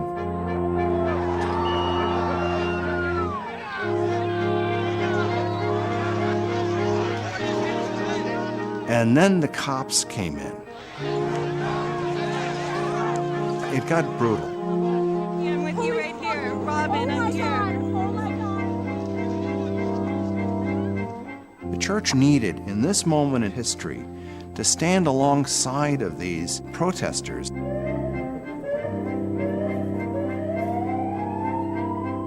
truth of Christ is found in the pews, is found in the institutional church, but it is also found in the streets. It's found in the honesty and the integrity, the insistence of people that you find in Occupy Wall Street.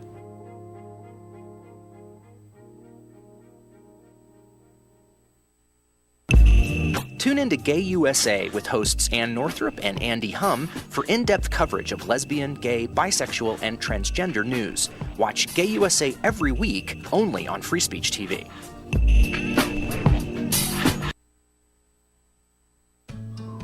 You wouldn't let money just blow out of your house. So when your AC or heater is on, make sure the doors, windows, and fireplace flue are shut tight. If you're headed out, turn down the AC or lower the heat by 10 degrees. And always keep your water heater set at 120. A little bit of common sense goes a long way. Get more great tips at energysaver.gov.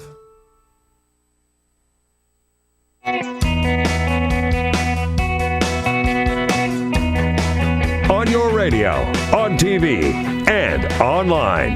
This is The Bill Press Show. Okay, 11 minutes before the top of the hour. Always fun with Jess McIntosh from Emily's List, an organization I've supported for, I think, since the very beginning. Yeah, with Ellen Malcolm. Yeah, 30 years now. This is our 30th Oh, no, year. don't tell me that. Take that back. I haven't supported them from the beginning, but a long time at any rate. Do great work. Now with Stephanie Shriak as their executive director or president. President. She's the president. Right. And Jess McIntosh, vice president of communications. Thank you. How's Hillary doing? She's doing pretty great, actually. It turns Looks like out. it to me. I mean, she's still leading in the polls. I think we are seeing a Republican presidential primary that no one could have possibly expected. I cannot wait for the August 6th debates. I am so excited. Like, I just have the date circled on my calendar, and I'm not doing anything but making popcorn and watching the show. Look at the week that we had leading up to their first debate. Donald Trump went to the border wearing golf shoes. Rand Paul took a chainsaw to the tax code. Lindsey Graham put his phone in a blender. Mike Huckabee said that stuff about Israel. God. What on earth is happening? How is this real life? Thank you, Jesus, is what we say as that talk show host. I mean, could you ever believe that this would be No. I mean, the lead up to the Republican debate? What are they going to talk about? Are they all going to ask Trump questions? Is it? Oh no, I know. It's just, and also, do they possibly? I don't care. I mean, it's Brett, the grown-up debate. Right. That's really funny. By the way. That's and a the kids' table debate, it's fantastic. Yeah, but even the ones that are on the on the so-called grown-up stage, who would ever define them as grown-ups? No. Right? But so it's Brett Baer and Chris Wallace. I mean, Fox has its most serious people, right, being the moderators of the debate. Do you think there's any way they'll be able to control Donald Trump? No, absolutely not. I mean, what are they going to do? Shut off his microphone? You know he won't shut up. No, and it was one of the staffers for one of the other Republicans, one of the more serious ones. I wish I could remember who it was. Said on Twitter that prepping for this debate was like getting ready for a NASCAR race, knowing that one of the drivers would be drunk. It was one of Kasich's guys. Kasich's guys. I saw this. Right. Yeah. Well, Kasich has the hardest one. He announced this week while everybody else is trying to destroy electronic gadgets, and nobody paid any attention to it. He's the Ohio governor. Right. This should be a front runner. Way to go. Who, by the way, substantively is more of a serious candidate. It seems that way to me. Yeah. I mean, he was willing to take the Medicaid expansion. He seems to care a little bit about poor people. And he thinks about things. I mean, I've heard he's a jerk, but not that we agree with his politics, but I mean, he is a thoughtful person, unlike. I'm old enough that I remember a Jindal. time when Republicans had ideas and ideas about the country and an agenda that I disagreed with. This is just badness. So what you're saying is that for Hillary, it's almost like just watch them destroy each other. Yeah, I mean, basically. I mean, she is running, I mean, I shouldn't just say it because she's not sitting back and just watching them. She is running an incredibly substantive campaign that is appealing a lot to not just progressives, but, anybody that disconnect that I talked about. If you think that politicians don't care or understand your life, spend a little more time listening to Hillary Clinton. Because she gets it. This woman is talking about issues that no presidential candidate has really put in the forefront. Fair pay and fair scheduling. I mean, how many workers are screwed up by the fact that they can't know when their schedule is? They get messed with by their bosses all the time. Equal pay is still not at all a thing that we have. It's even worse for women of color. Hillary Clinton is talking about those issues, talking about what it would take to bring a 21st century workplace economy to life, because right now we're in the 21st century and our workplace economy isn't yet. Women are 40% of breadwinners. There's nothing to help us take care of kids and go to work. There's nothing to help the men do that either, frankly. Way out in front of those issues, and Emily's List, way out in front, encourage her to run and supporting her. Jess McIntosh, great to see you. Thank you. Thanks for having me. We'll both be there with our popcorn next week. Absolutely. For sure. Emily'sList.org, and I'll wrap things up when we come back. This is the Bill Press Show.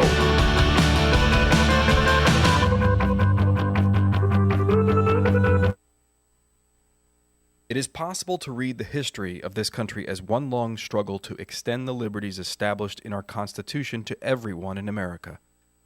In other words, who, according to our laws and culture, gets to be considered a person? The law creates legal personhood, and movements create law and change culture. So, how have the courts passed laws to shape our culture? That history goes way back before Citizens United. 1819, Dartmouth College versus Woodward, Supreme Court case, turned a corporate charter from a government-granted charter to a contract. This ruling gave corporations standing within the Constitution. 86, Santa Clara County versus Southern Pacific Railroad. Though the court did not rule on corporate personhood, the decision was subsequently cited as a precedent to hold that a private corporation is entitled to the same 14th Amendment rights of due process and equal protection as human beings. This makes it impossible for us to make laws that treat local businesses any differently than giant multinational corporations, even if their business practices are deemed to be harmful to workers, the environment and communities, or if they have a history of violating the law. Hale versus Henkel, 1906. The court granted corporations the Fourth Amendment search and seizure protection. Dodge versus Ford Motor Company, 1919. The Michigan Supreme Court says the business corporation is organized and carried on primarily for the profit of the stockholders. Stockholder primacy is established. The purpose of the corporation, according to the court, is no longer to serve the public good, as it had been. It is now to maximize profit for shareholders above all else. Pennsylvania Coal Company versus Mahon, 1922. Corporations get the Fifth Amendment takings clause, meaning if you pass a regulation that impacts a corporation's ability to make a profit, that is deemed a taking, and they can sue for the right to future profits lost. This creates a chilling effect, and local and state governments become much more hesitant to pass laws in the public interest for fear that corporations can claim loss of potential profits that cities and states will be on the hook to pay.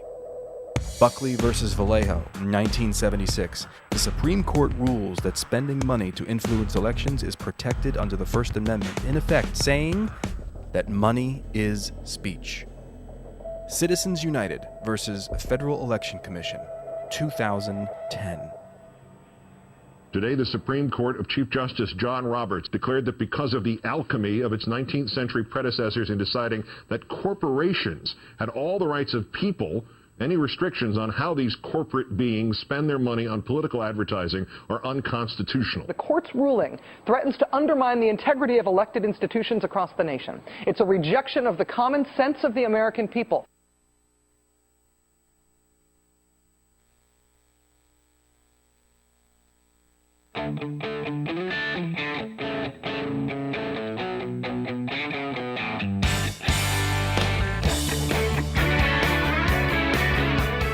The Parting Shot with Bill Press. This is the Bill Press Show. Hey, remember Countdown, Keith Olbermann's great show on MSNBC? The best part of that show was when he called out the worst person in the world every night. Well, I've got my own nomination for the worst person in the world ever. Of course, he is Walter James Palmer, the dentist, or now they're calling him the butcher, from Bloomington, Minnesota, that trophy hunter who illegally chased down and killed Cecil, Zimbabwe's beloved rare black-maned lion. What a cruel, heartless bastard. I hope we do extradite Palmer back to Zimbabwe to stand trial. Or better yet, maybe we should just turn Palmer loose, unarmed, in the wildlife reserve and let the lions take care of him. Evan McMorris Santoro here tomorrow as a friend of Bill. This is the Bill Press Show.